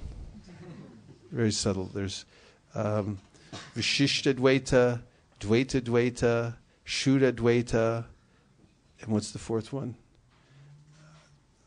And all of them, I can't give a complete exposition on each of the subtleties, but all of them are pointing out that there's one absolute truth, but he has a form, and he's differentiated, and he's the source of all other entities. Aham sarvasya pravavo matak sarvam pravartate. And this is, in general, much in opposition to the Mayavadis, who say that the Supreme Lord is impersonal, that he has expanded himself and has no personality, and that whatever personalities we see coming from the spiritual world in the form of avatars are actually manifestations of the 3 modes of material nature. They're not intrinsically spiritual because form itself is material. And when one attains perfection, he goes beyond form. This is the Mayavadi idea.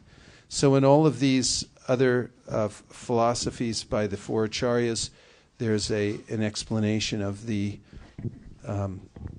fact that actually the form of Krishna is real and eternal, and that all other manifestations, including Brahman, the impersonal aspect, come from him. Vrindavan? Come on, step up to the mic.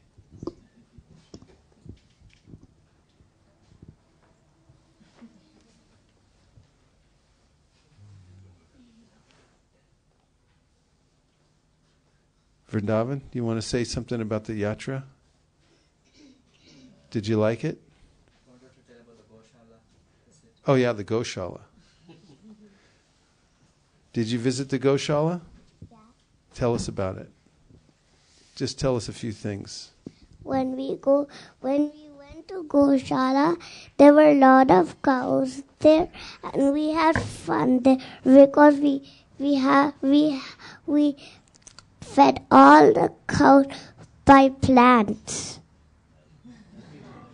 You fed the cows plants? So you went to the Goshala and there was a lot of cows. That's a good sign. You had fun. And you had fun. And that I can appreciate, because there's no more fun you can have than seeing the cows, and you fed them plants. Is that right? Yeah. Very good. Let's give him a hand. and Oh, he's got more. He's got more. And there was one cow called Surabhi. And there was one cow called Surabhi. What did Surabhi look like?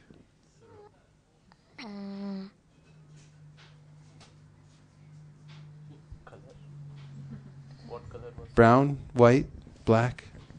I think gray. Gray. Okay. Thank you very much.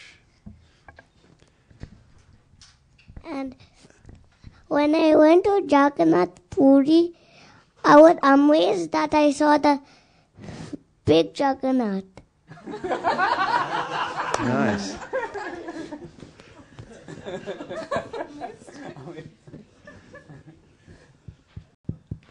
Well done, Vrindavan. Hare Krishna. Hare Krishna. Anything else? Questions, comments? Yeah. Can you explain how the Giri Govardhan and the Radha Kund manifested in Mayapur?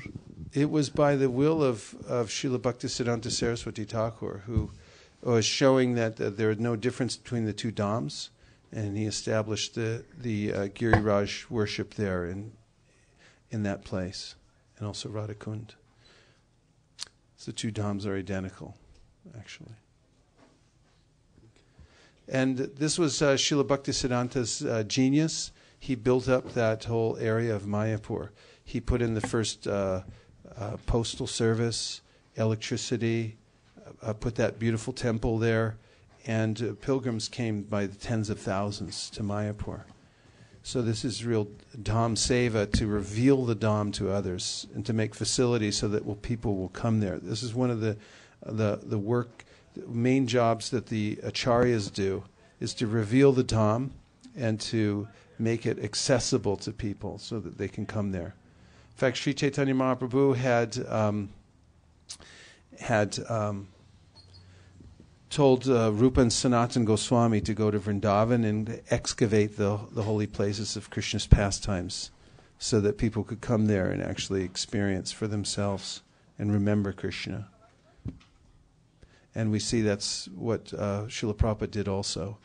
He made facility in Vrindavan, a guest house, restaurant. He even put a bank there. When we first opened the Krishna Balaram Mandir in 1975, Prabhupada was there, and the National Bank of India came, and he invited them in, and they had an outlet there for the bank.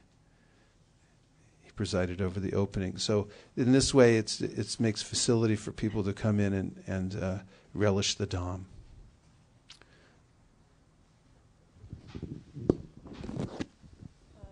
Prabhuji, I was listening to the lectures in Mayapur, which I think Mataji she posted on your website. So I'm not remembering which one, but you mentioned the story of Kalabecha Sridhar. I don't know at which place, but I would request you to tell that story again to everyone. It was like so nice. Yes, Kolavesha Sridhar was a pure devotee of Sri Chaitanya Mahaprabhu, and he sold the insides of the banana leaves, and this was a very meager kind of business, but he was fully satisfied, and he lived in a little shack, and outside his shack he had a little damaged iron pot that he would drink water from. It was his lota that he used for many different kinds of things. And Nimai Pandit would come by and harass him out of love for his devotee, and Kolaveja Sridhar didn't know that was actually Lord Chaitanya Mahaprabhu. He just was enchanted with this beautiful young Brahmin, and Nimai Pandit would stop by his stand where he was selling these products from the banana tree, and he would ask for charity. Say, you give me something today. I'm a Brahmin. You should give me something. And then whenever he would sell anything to Nimai Pandit, he would always demand a lower price. And Sridhar would say, there are many other people selling these products. So couldn't you just go there? And at the time of Mahaprabhu's showing his Mahaprakash in Shivasangam, he called for Sridhar. He said, bring Sridhar here, bring Sridhar here. And when Sridhar came and saw that this Nimai Pandit, now he had revealed that I'm Chaitanya Mahaprabhu, the Supreme Personality of Godhead, he fell down and offered his obeisances in complete ecstasy. And Mahaprabhu, in his mood of being the Ishvara, said, now take a boon, Sridhar. You take something from me. And Sridhar said, I don't want anything. I'm fully satisfied with pure devotional service. He said, Sridhar, take a boon. He said, no, I don't want anything. Sridhar, I'll make you a king. You can be a king. You'll have all the opulence of a king. I don't want to be a king. And on Mahaprabhu offered him this great opulence, tempted him in front of everybody that, you can have whatever you want, untold wealth and so forth. And Sridhar said, my only prayer is that that beautiful young Brahmin will come and harass me as I'm selling my goods. And this is my only prayer, that I can be his servant birth after birth. And all the devotees went into ecstasy and chanted Jai, Jai. And so one day after that, Mahaprabhu came to Sridhar's house, and he had that pot on his porch, this lota that he used, service lota, and Mahaprabhu drank from that. And Sridhar said, I'm ruined now, you've taken that. And Mahaprabhu expressed that this was the most nectarian of all beverages I could have, because it's from my pure devotee. And in this pastime, we learn about how Krishna is controlled by the love of his devotees, that he actually becomes conquered by love. Stane stita shuddhikatam tanavan manobir ye prayaso jita jito pyasitraistu lokyam. That the Lord is ajita, he's unconquerable, but when someone has this pure devotion with no motivation, then Krishna becomes subservient to that person. And he showed that in the case of Kuldevecha Sridhar, who is a great celebrated pure devotee. So I just wanted to add this. Before we joined the yatra, we traveled to many places, and that was good because I was able to really appreciate what association means. Means, of course, it's possible to go to places on our own, but this yatra was so nice, and the quality of the devotees who attended the yatra, no matter however advanced they were, or they were just new, but their devotion, they were focused on the essence. So that really, I need not spend time to cope up with different people with different levels and all. It means everybody had one aim, to get the essence of what our Krishna consciousness is. I really liked the point. And then also we were not always running to places and to take darshan, but it was a well-balanced amount of the essence of what Mahaprabhu is saying, but at the same time you're visiting the places. And even when the places, the lectures were not like very high philosophy that you have to like really know so many other things to understand, because usually when yatra means people say that, oh, have you done this for so long, then you can attend the yatra. But even neophytes could join, and the Gautam who was coming with us, Pooja's cousin brother, he was saying that I really love this group because he is from Coimbatore, all people speak Tamil, and he could understand English, but he was enjoying it because he could feel that people were really loving each other. So I really felt blessed to be in that, and I still miss that, and the depression is so heavy. And when you came here on Wednesday and you tell that I am happy to be here, and I was telling Prabhuji, how come Prabhuji is saying he's happy? And then my Prabhu was saying, he is saying that because he has molded his life like that, but we have two extremes, that's why we are suffering. Thank you, Prabhu, for taking Krishna. Us, and for all the organizers. Thank you. Haribol. Madhukari Prabhu, who's a brahmachari, and invited his mother, Diana. And because she loves her son, she had no intention of ever coming to India. But to speak of coming on a yatra, she said, yeah, sure, I'll go. And so she came, and she suffered a lot during the first week. It was really hard for her, because I noticed we were having kirtan and dancing, and we were talking about philosophy, even if it was simple concepts. It was beyond her at first. And she admitted a few times that this is difficult for me. But something happened. Her heart changed. And near the end, the last 2 days, Nirkula noted that I saw during the kirtan, every night we'd have a kirtan at the end of the day, and we'd have a hearing and chanting session back at the academy. And I saw that she was up dancing. And so Nirkula told me later, she's the one who came and got me and said, let's get up and dance. And she started dancing in the kirtan. And the last day before she was leaving, she said, the first day when we were here, you asked me, how are you doing? And I said, okay. And I said, on a scale of 1 to 10, how are you doing? And she said, I had to admit that I was at about a 2. She said, but now I'm over 10. And tears came to her eyes that she was leaving. And there was another person there for their first time. It was Homa, and she was from Iran. And she's the sister of Haleh. Haleh is a devotee that I met. When she wasn't a devotee when I met her, but I mean she was, but she didn't know it yet. She was in the streets of Toronto. It was the first trip I took to Toronto, and we organized the monthly Sankirtan Festival. This was one of the great fruits of the Sankirtan Festival. We were out on the street distributing. And she came up completely wide-eyed and saying, what is this? And I talked to her for about an hour. And like we do with everybody, I said, there's a Sunday program tomorrow. You should come and everything like that. And she left, and I thought, okay, that was very nice. And the next day, and on the Sunday program, she was there. She was there. And she's stayed ever since and is chanting 16 rounds. And she invited her sister from Iran to come.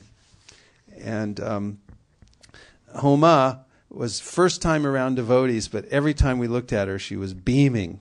And I've been getting these letters from her since, talking about how much it moved her to be around pure devotees and to be engaged in this whole activity. So it was very interesting to have a mix of devotees on both sides. Some had much experience in the Dham, and some was the first time even around devotees. It's very sweet.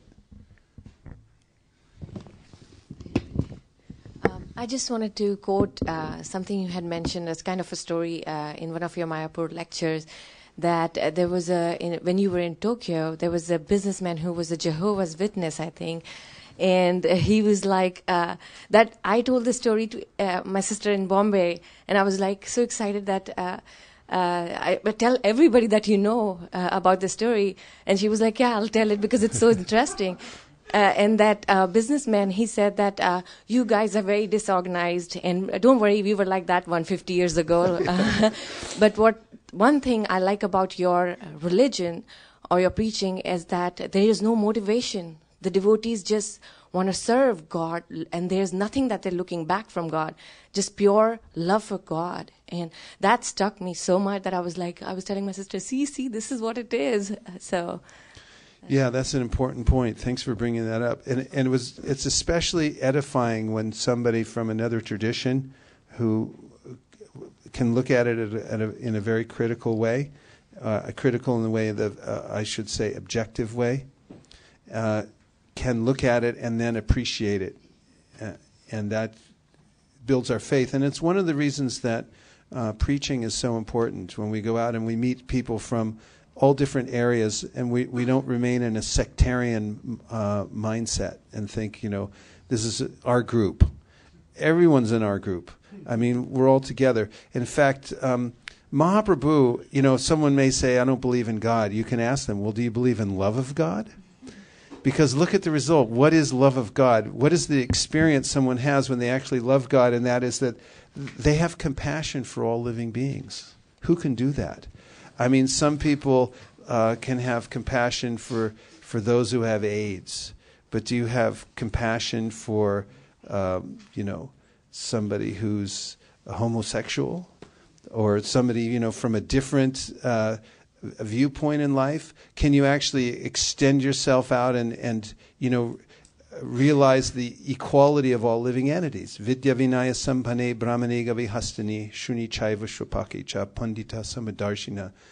And this is the epitome of Chaitanya Mahaprabhu. You see how he was intoxicated by love of God and became overwhelmed with compassion for all living entities and so forth.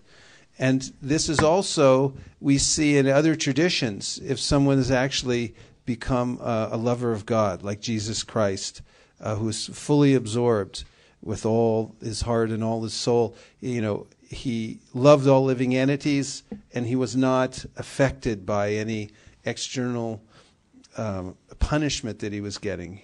He simply showed compassion even while he was being punished. And if you go into any tradition and you find someone who's actually a real lover of God, you'll find these same qualities. So what we're teaching is a love for God. And the gold standard we find in the Srimad Bhagavatam, where it says, Ahaitukya pratiyata. Doesn't matter what culture it comes from. It doesn't matter what the external trappings are, but we're looking for these two things. Is it unmotivated and uninterrupted? Other than that, we don't claim that only in our group, only in this one place can you get it. That's not what we claim. We claim that the pure essence means unmotivated, uninterrupted service, and wherever you can find that, you'll find the perfection of the soul, the Jaiva Dharma. Shri Brahma Sanghita ki jai, Shri Mayapura Yatra ki jai, Srimad Bhagavatam ki jai, Go Premanande Haribo, Vancha Kalpatarubhascha Kripasinnamevacha Patitanam Pavanebhyo Vaishnavebhyo Namo Namaha. So we're going to have the Guru Puja ceremony for our founder Acharya, His Divine Grace A.C. Bhaktivedanta Swami Prabhupada, who has revealed the Dham to everyone in the Western countries and around the world. And after that, we're serving prasadam. Hare Krishna.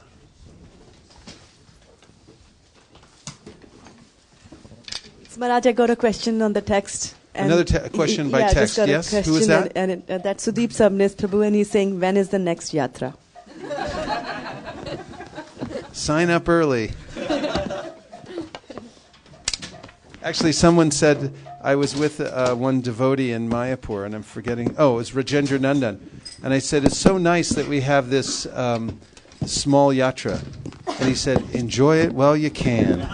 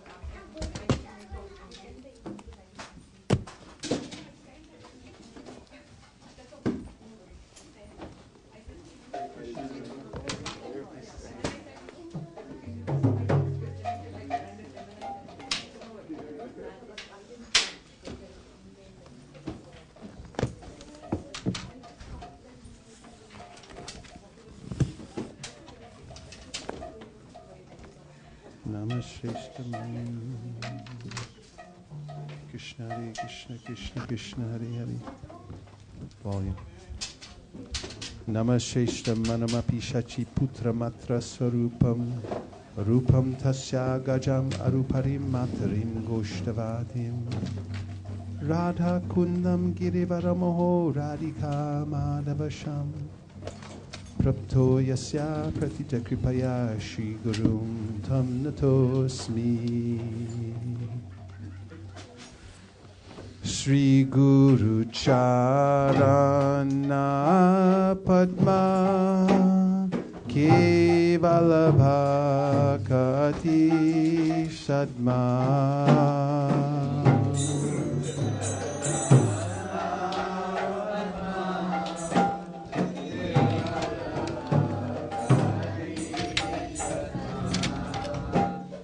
Bando Mui Savadana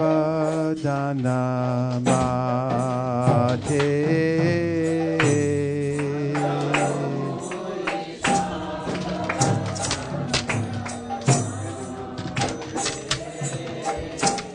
Bando Mui Savadana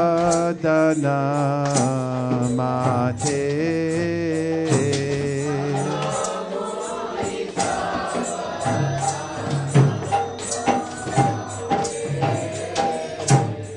Jahara Prashade Bhai Bhavatoriya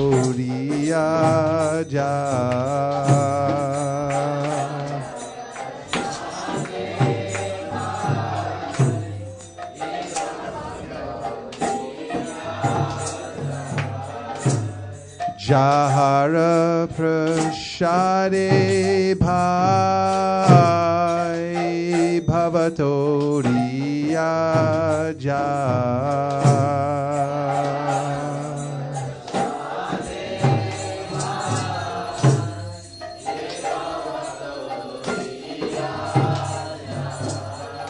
Krishna Prapti Hoy Jaha Hoy Te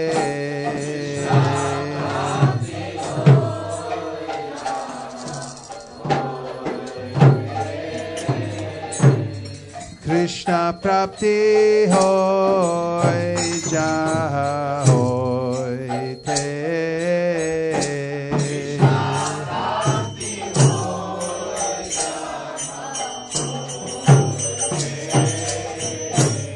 Guru Mukha Padma Vakya Shitete Koviya Aikya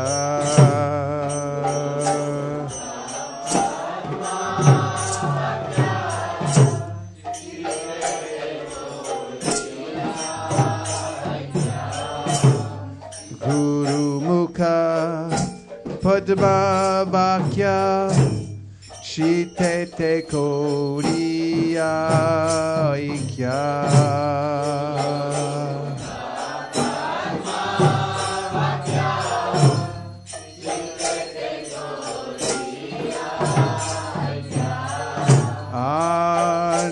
Anakori Ho Mane Asha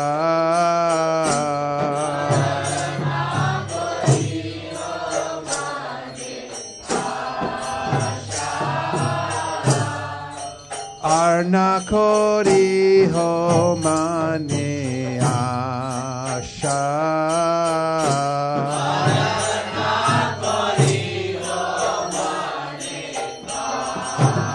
asha Shri Guru Charane Rati Eshayu Tamagati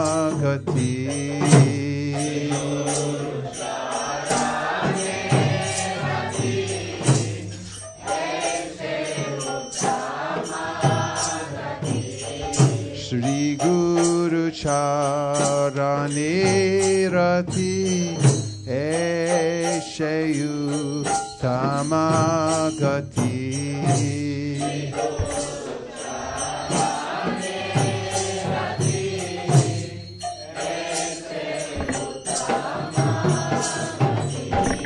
Jai Prasade Pure Sarvasha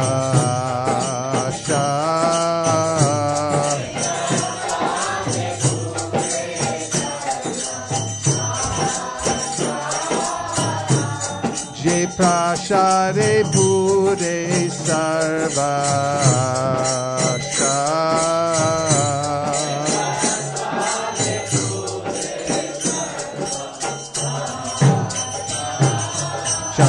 Dandi loche janme janme Prabhu se.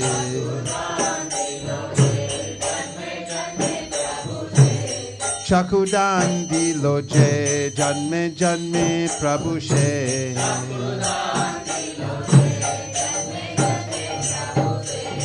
Divya Gandhri Prokashito.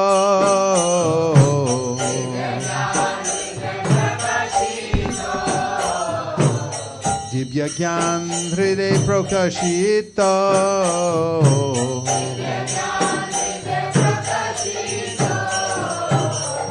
Prima Bhakti Jawite Abhija Vinasa Jate.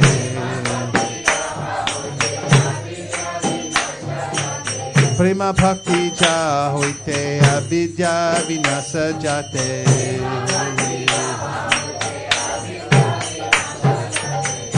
Gai Jahara Charito.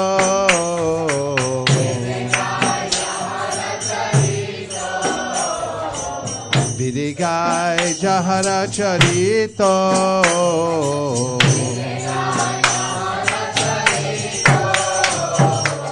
Shri Guru Karuna Sindhu Adhama Janara Bandhu.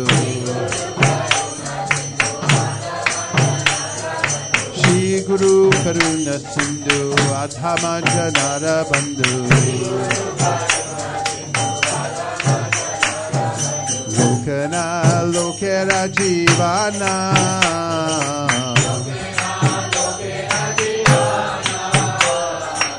Lokana Lokera Jivana.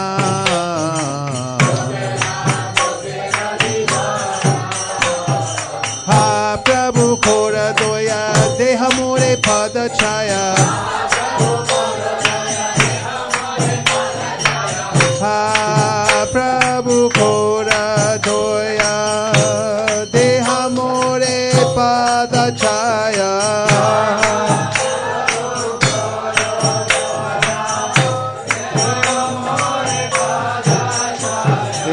Vijash Kushik Tribhuvana.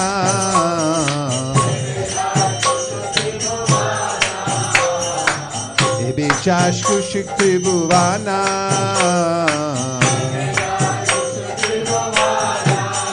Jaya Prabhupada, Prabhupada, Prabhupada, Jaya Prabhupada.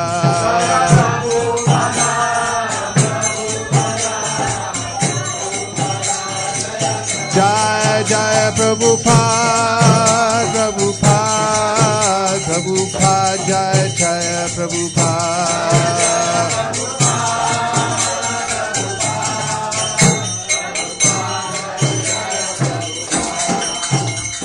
Nama Om Vishnupadaya Krishna Preshtaya Bhutale Srimate Bhakti Vedanta Swami Niti Namine.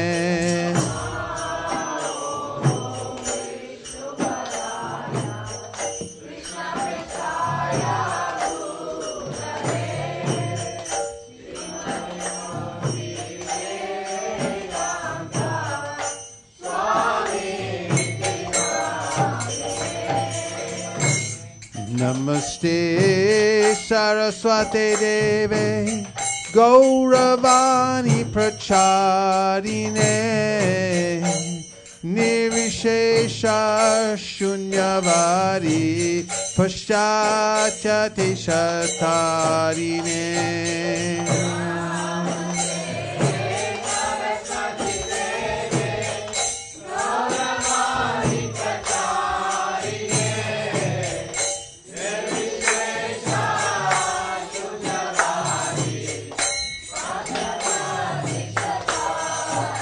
Jaya Shri Krishna Chaitanya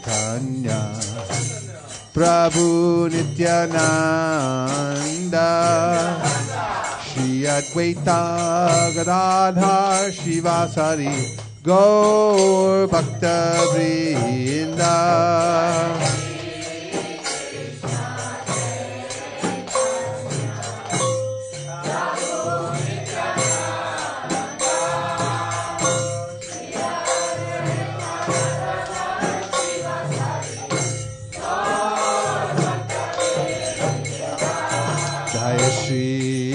Krishna Chaitanya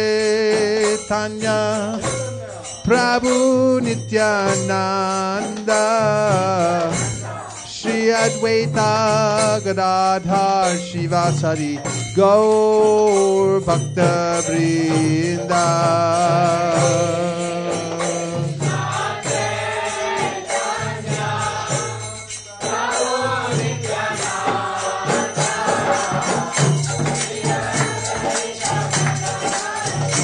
Kali Kukur. Kali Kukur Kadan Jadi Chao Hai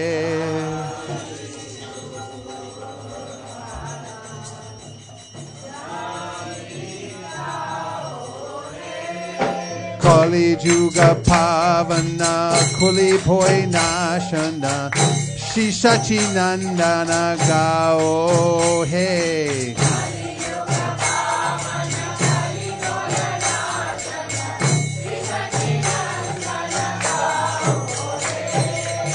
Gadadhar Madhan Nitaya Pranadhan Advaita Prapujita Gaura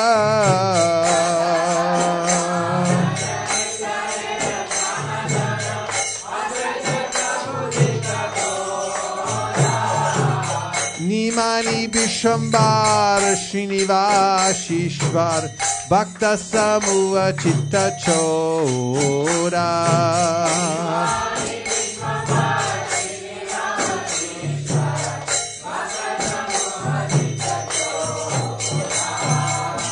Nadiya Shashadar Mayapurishva Nam Pravartana Sura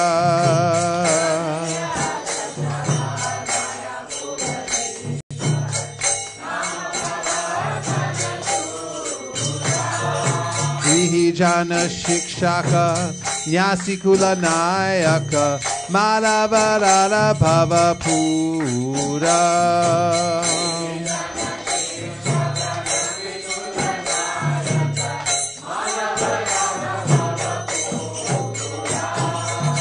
Sarvabhauma Shodana Gajapati Tarana Ramananda Poshana Vira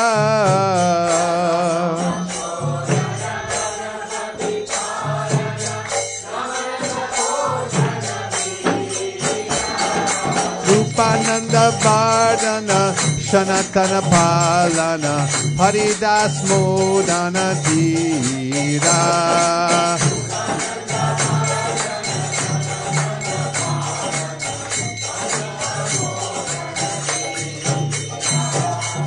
Brajaras Bhavana Dishamata Shatana Kapati Vighatana Kama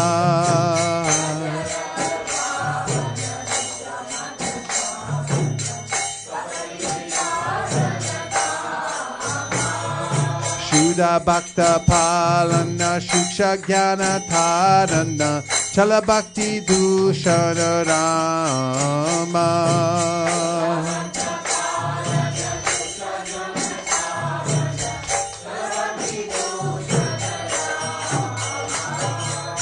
Kali Kukur Kadan Jadi Chao Hai Jai Shri Chaitanya Mahaprabhu Ki Jai Kali Juga Pavana Kuli Boy Nashanda Shishachi Nandana Gao Hai Go Premanande Hori Haraya Namah Krishna Yadavaya Namaha Jadavaya Madhavaya Keshavaya Namah Gopal Govinda Ram Sri Madhusudan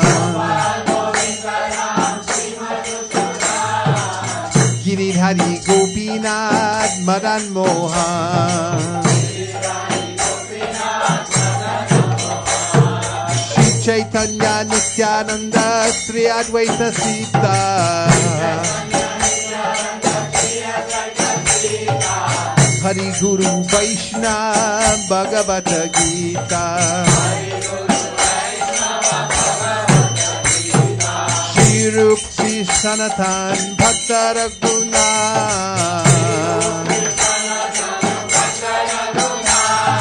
Shri Jiva Gopal Bhatta Das Raghuna.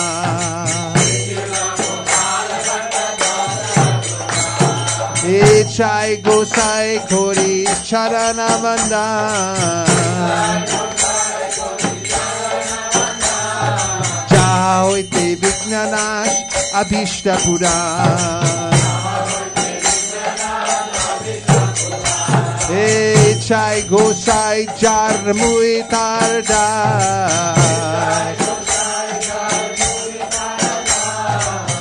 Savara Pararinu Mora Panchagra.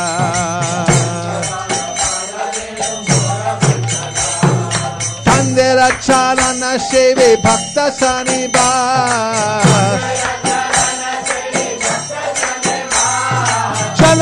Janame Hoe Abila.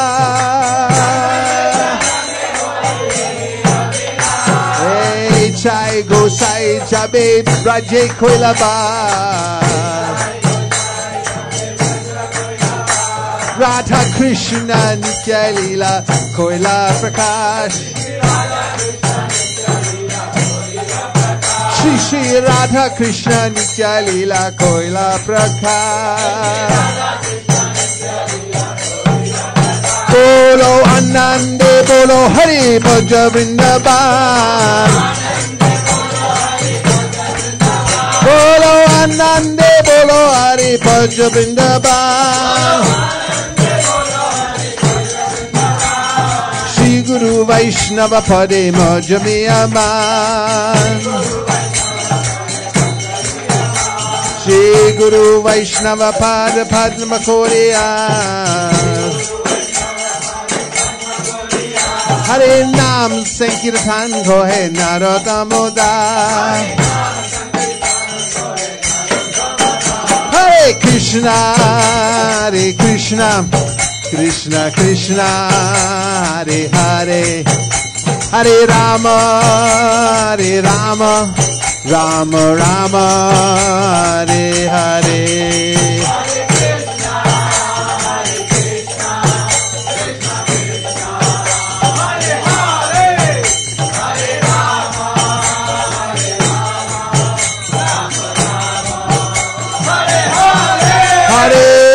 Krishna, Hare Krishna, Krishna Krishna, Hare Hare, Hare Rama, Hare Rama, Rama Rama, Hare Hare.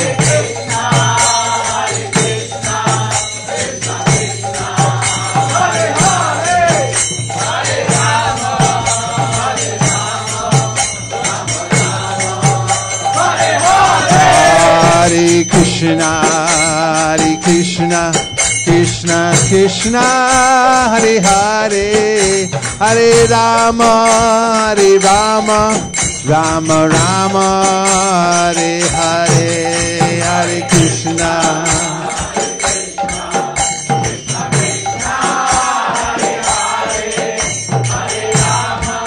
Go Premanande!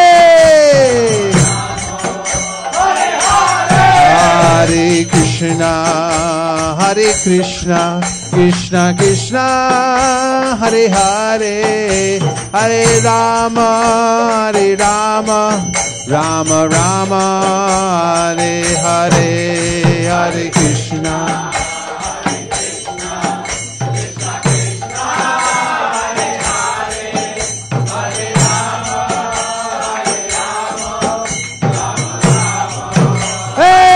Krishna, Hare Krishna, Krishna Krishna, Hare Hare, Hare Rama, Rama Rama, Hare Hare.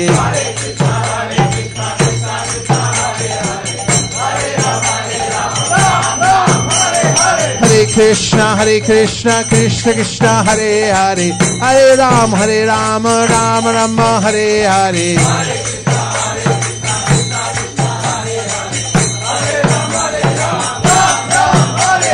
Hare Krishna Krishna Krishna Hare Hare, Hare Rama Rama Rama Hare Hare.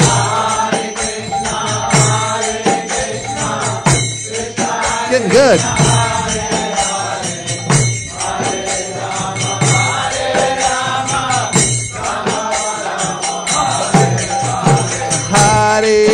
Hare Krishna Krishna Krishna Hare Hare, Hare Rama Rama Rama Hare Hare. Bolo. Chant. Krishna Krishna Hare Hare, Hare Rama Rama Rama. Hare Krishna Krishna Krishna Hare Hare, Hare Ram Ram Hare Hare.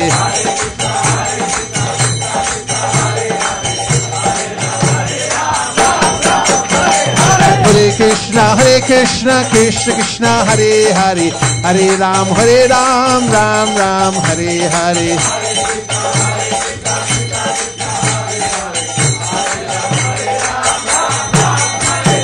Govinda Jai Jai, Gopala Jai Jai.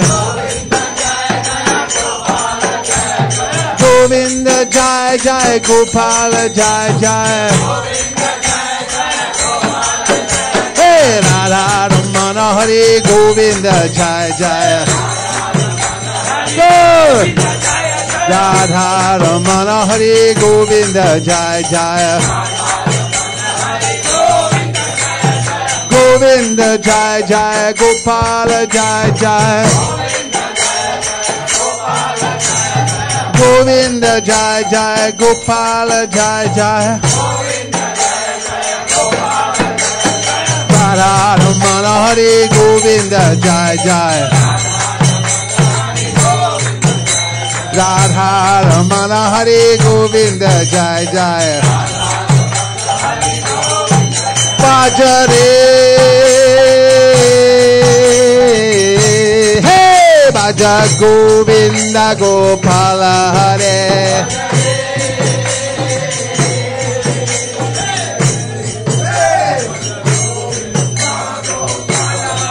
Bajare, hey, Baja Govinda Gopala Hare. Come on! Yeah! Radhe Govinda. Oh, Radhe Gopala. Bajare. Hey, Baja Govinda Gopala Hare.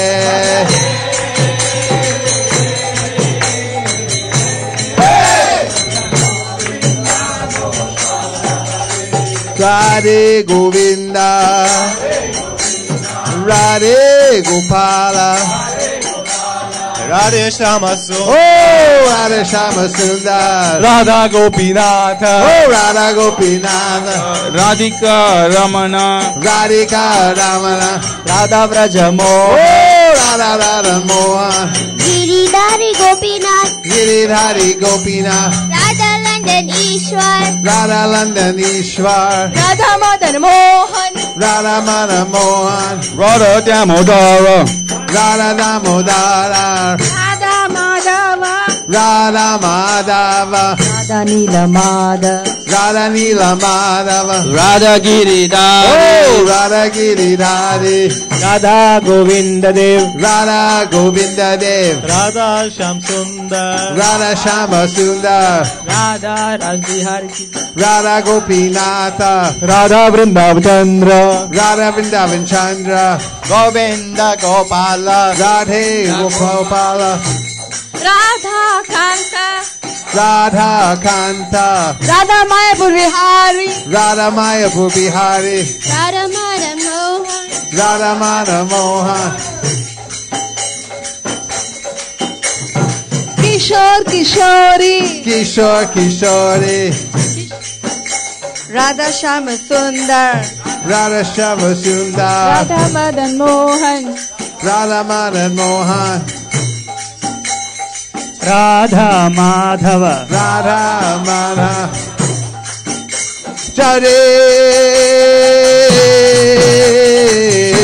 hey, Bhaja Govinda Gopala Re.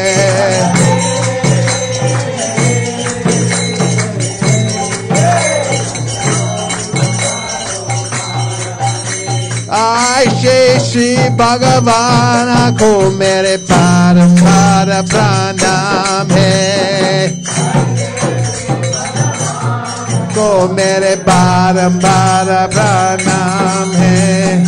Ayse Shri ज्ञान श्याम को मेरे बारंबार प्रणाम है, श्याम को मेरे बार-बार प्रणाम है। गो प्रेमानंदे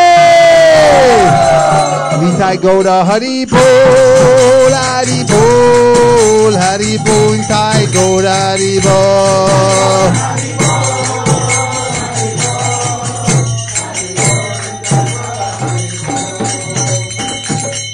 जय ओम विष्णुपाद परमहंस परिव्राजकाचार्य स्तोत्र श्रीमाद भाई चरणार विंद भक्ति वेदांत स्वामी महाराज श्रील प्रभुपाद की जय।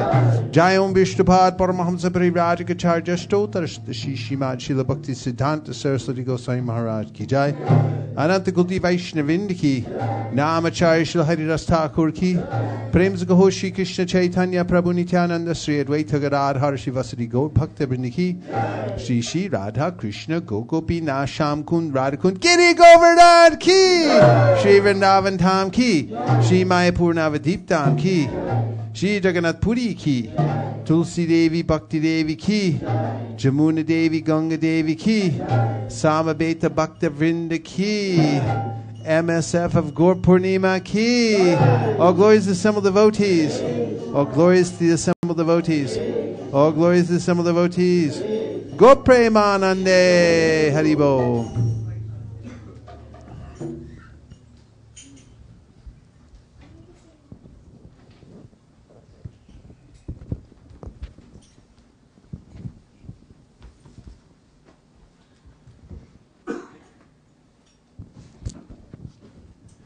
Anyone here for the first time? Your first time here? Please pass the microphone. Would you mind introducing yourself? Hare Krishna. You met him in Prabhu's house? Okay. Dandavat Pranam. My name is Vitthal. I came on a deputation to here, to the valley. So, very happy to be with you. Where did you come from? From India. I am from Mysore, India. You're from Mysore? Yes. You just moved here? I'm on a temporary deputation. How temporary? It all starts that way, is it?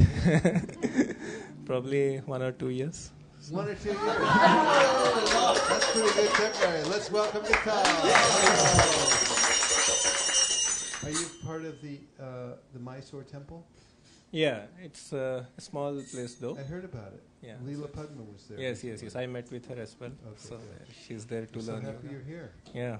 Very good. So actually I came to ISKCON with the mercy of Govincharan Prabhu, Sundar Prabhu and other devotees in Seattle. Is that right? How did that happen?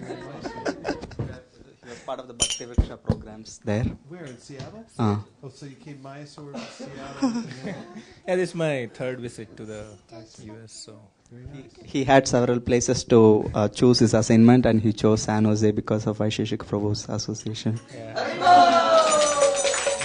Because of Govinda Charan. But we pray that your contract goes way beyond 2 years. And we welcome you here to ISV. We're very happy. Thank you so much. Damodar Prabhu is very happy that more people are joining Apple. He's contracting in Apple. Oh. So he's happy about that. Very good, very good. Yes. Sadhu, sadhu. Hare Krishna. Yes, Vrindavan? Today Radha Madan Mohan was very beautiful. That is a fact. Our Sankirtan leader is here, and he'll tell us what we've won. Hare Krishna, Prabhuji. Prabhu, can I share one Sankirtan experience? We insist. Last I think 2 weeks before we went to distributing these Bhagavatam sets, and Shailesh Prabhu was there and Hitendra Prabhu. As soon as we enter their house, they are South Indian people, and they invited me in, and they didn't convince earlier, Prabhu. Like I was telling about, I didn't show Bhagavatam complete books. As soon as I opened the seal pack of the books, and that attracted so much, they are telling, wife still didn't convince, because she said we moved from East Coast and there's a lot of place problem, and I don't know what inspired myself and Hitendra Prabhu. We showed where to put books. We went to his house and we said, it doesn't occupy much space, and we asked her daughters to read Bhagavatam. As soon as they read, husband is completely convinced, and he immediately gave me check, Prabhuji. So I was thinking, as you told one time in a class, like the more we show, the more we sell. Like the opening the Bhagavatam set at their house, that makes impact, Prabhu. So I just want to share that. So open it. That's the secret. Very nice story. Yeah. And today we are going for Sunnyvale, Prabhuji. And it's door-to-door book distribution, and we have 23 Chaitanya Charitamrita sets, only. And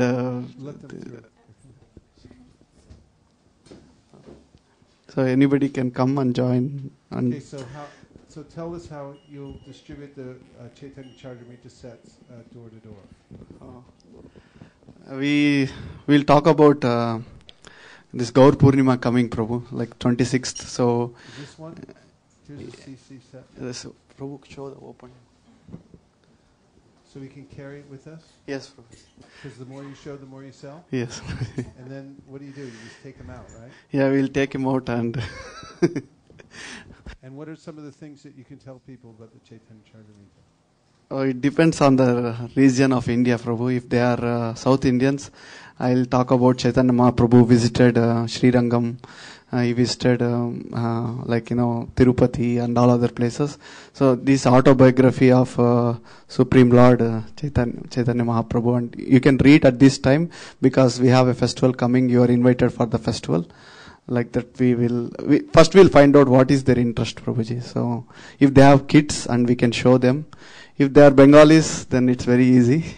Everybody knows Lord Chaitanya. Once a devotee was starting to prasadam business, and he told Prabhupada, I'm selling Bengali sweets. And there was a big book distributor there who had been selling Chaitanya Charitamrita, and Prabhupada turned to him and he pointed to this book distributor and he said, he's selling the real Bengali sweets. These Chaitanya Charitamritas, the real Bengali sweets.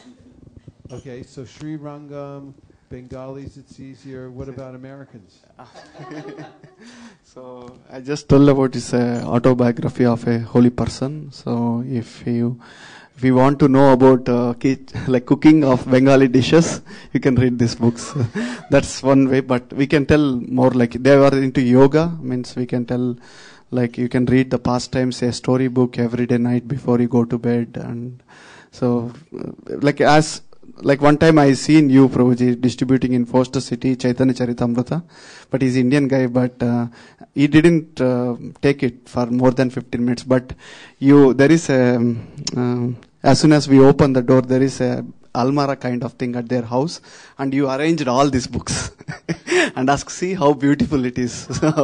So he took it. So That's nice. So you just take them out and put them in there. Just set them up and put them in the house and say, see, it's here. And this is the principle in India too. When you buy a piece of property and you install the deity, then it can't be moved. It's your property, right? So the same thing when you go in the house, take the books out and set them up and just say, well, they're already here. That can't be moved now. So what'll we do? Okay. That's the way. So Chaitanya Charitamrita sets, and if you know anybody who doesn't have a set of Chaitanya Charitamritas anywhere, who's a devotee who's inclined to devotional service, this is a big jump forward in their spiritual life that you can arrange for them to get the CC set. It's only $99 for the full set. Anybody here who doesn't have a set of CCs? Don't be shy. We won't make you take one. Since it's Ramananda Saka asking, I'd raise your hand if I was you. Everyone has a set of Chaitanya Charitamritas in their house? Oh, Trisha. Vital is admitting that he doesn't have a set. Trishab doesn't have a set. He's giving a set to each of you. Haribo! Now, let me ask again. Anyone else who doesn't have a set? A lot of hands going up, huh? Okay, 3 Wow. sets. Haribo! Manish Prabhu, your friend having. Okay. Okay, so all of you don't have a set of Chaitanya Charitamritas.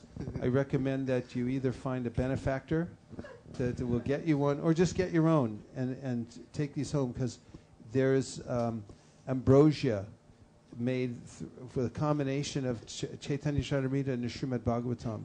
And actually, this was the favorite book of Srila Bhaktisiddhanta Saraswati Thakur. What it is the Srimad Bhagavatam strung in a garland. And all the Praman verses in this book are from the Srimad Bhagavatam.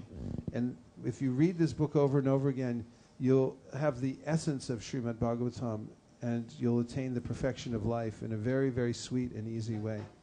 It's absolutely medicinal.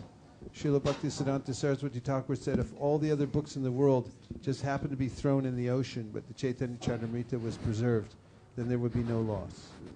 Because Srimad Bhagavatam is included in this book in the most profound way. I was hearing in a lecture from Gauranga Prabhu, and he said Bhagavad Gita is the instructions of the Lord, Srimad Bhagavatam is the pastimes of the Lord, his activities, and Chaitanya Charitamrita is the way the Lord thinks. Wow, very nice, the way he thinks. Yeah. His internal life is included in here, the internal life of the Supreme Personality of Godhead. Nice points. And also this books is from India, Prabhuji, like BBT is shipped from India and it's bigger. Like we have smaller books, but this is Indian golden color. So it's 9 books. 9 books, and you can take it. Okay, so tell your friends. Yes. 2 sets. 2 sets for Haribo. Haribo.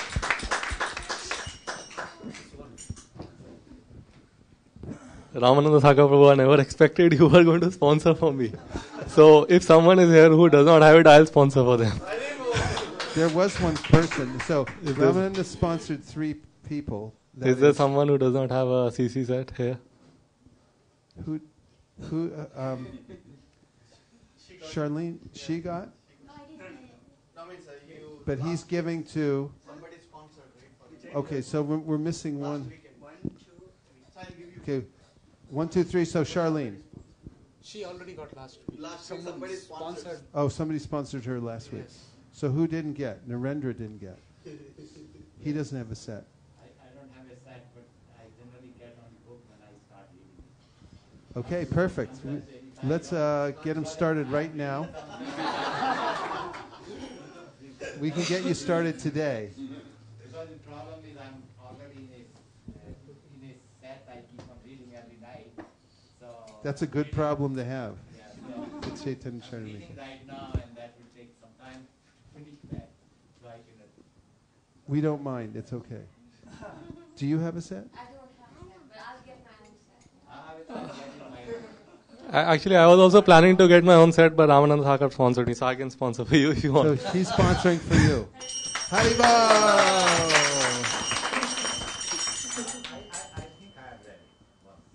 You read it once, so you already started reading it. That means he can take a set. I read it about a couple of years before, one time, because I got it from my friend and then I read it case to case. Nice. But 1,100 pages, about 1,200 pages. Is it?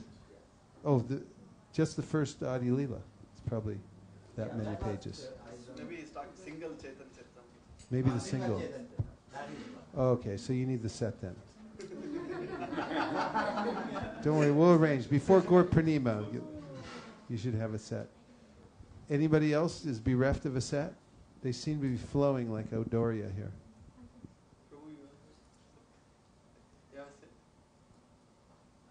No, not working next week. No, I don't have a set, but I need carry back to India. We'll send somebody with you. No problem.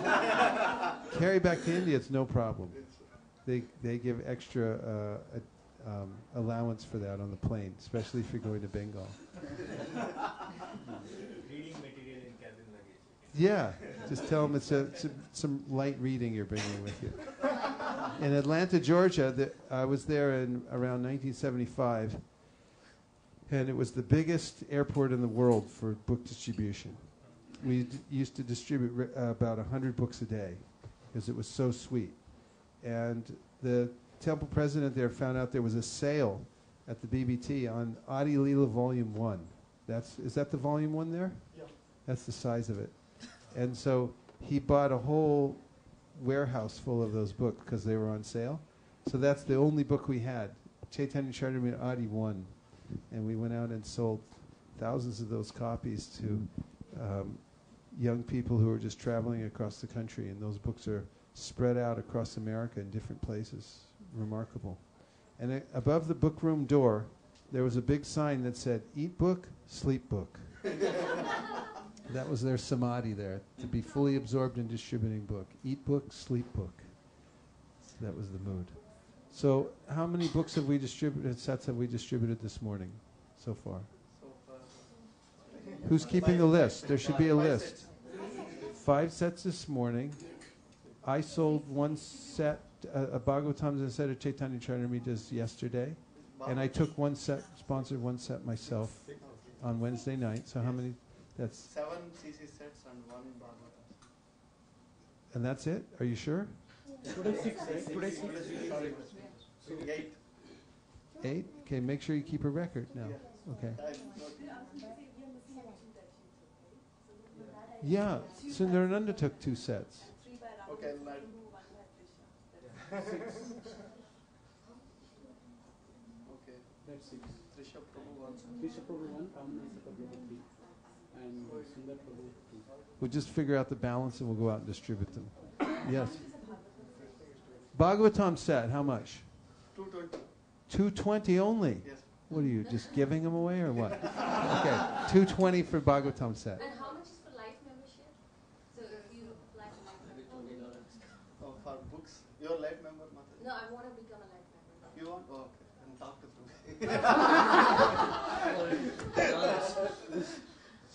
Prabhu. Life memberships? How much do you have? No, here it means something different. It means you give your whole life.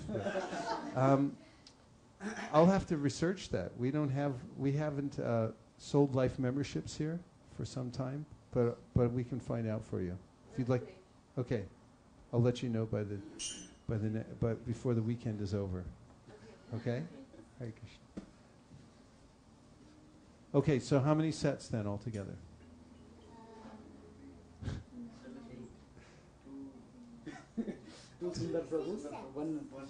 We got a room full of engineers here. Let's go. 6 sets and the Vaisesika Prabhu 2 and 1 Sri Bhagavad. Yeah, 8 CC sets. 8 CC sets, and what was our goal? 17, 25 is our goal. 17 left. 17 to only today we'll do from door to door and wherever else, calling people and whatever we have to do. So only 17 sets to go before the end of the day. Okay? So we're going to Sunnyvale, and you have 2 spots? Yes. And you have the addresses? Then let's take prasadam. Yes? Prabhuji, you were asking about what do we say for the American? Can we say like this? Because I don't know. The whole world is trying to celebrate Gaura Purnima in Mayapur. So having this book and joining that celebration also the same. So can we say like that? Oh, yeah. For the world peace? Yeah, definitely. That's a very good proposal. Mahaprabhu was the great apostle of love of God and world peace. And we're celebrating that coming up in a couple of weeks. And because of that, we're presenting these very rare books written originally in Bengali about the process of inner peace and self-realization. The highest Joining, kind of yoga. going there or buying the book. Yeah. It's the same. Same thing. Establish the Dham right in your home. Very good. Okay. May you do all 17. May you do all 17 yourself. Sharira Vijaja Jodendriya Tahika Jibebile Vishaya Shagare Taramade Tivayati Lovamai Sudurmati Takejita Katina Shangshare Krishna Baradoyamoy Puribare Jihaja Shwaprasharana Dilubai Shayana Amrita Pao Radha Krishna Gunagao Premedako Chaitanyanita Ma Prashade Govinde Nama Brahmani Vaishnave Sapa Punyavatam Raja Vishvaso Namajayate Prasade Sarvadukana Anirasyo Pujayate Prasanate Taso Yashu Budipaya Vitishtite Bhagavad Shri Mahaprasada Ki Jai. Please come take prasadam. Shri Shri Radhavan Mohanji Ki Jai. Shriman Mahaprabhu Ki Jai. Shri Shri Lakshmi Nishingadev Ki Jai. Go Premanande Haribol.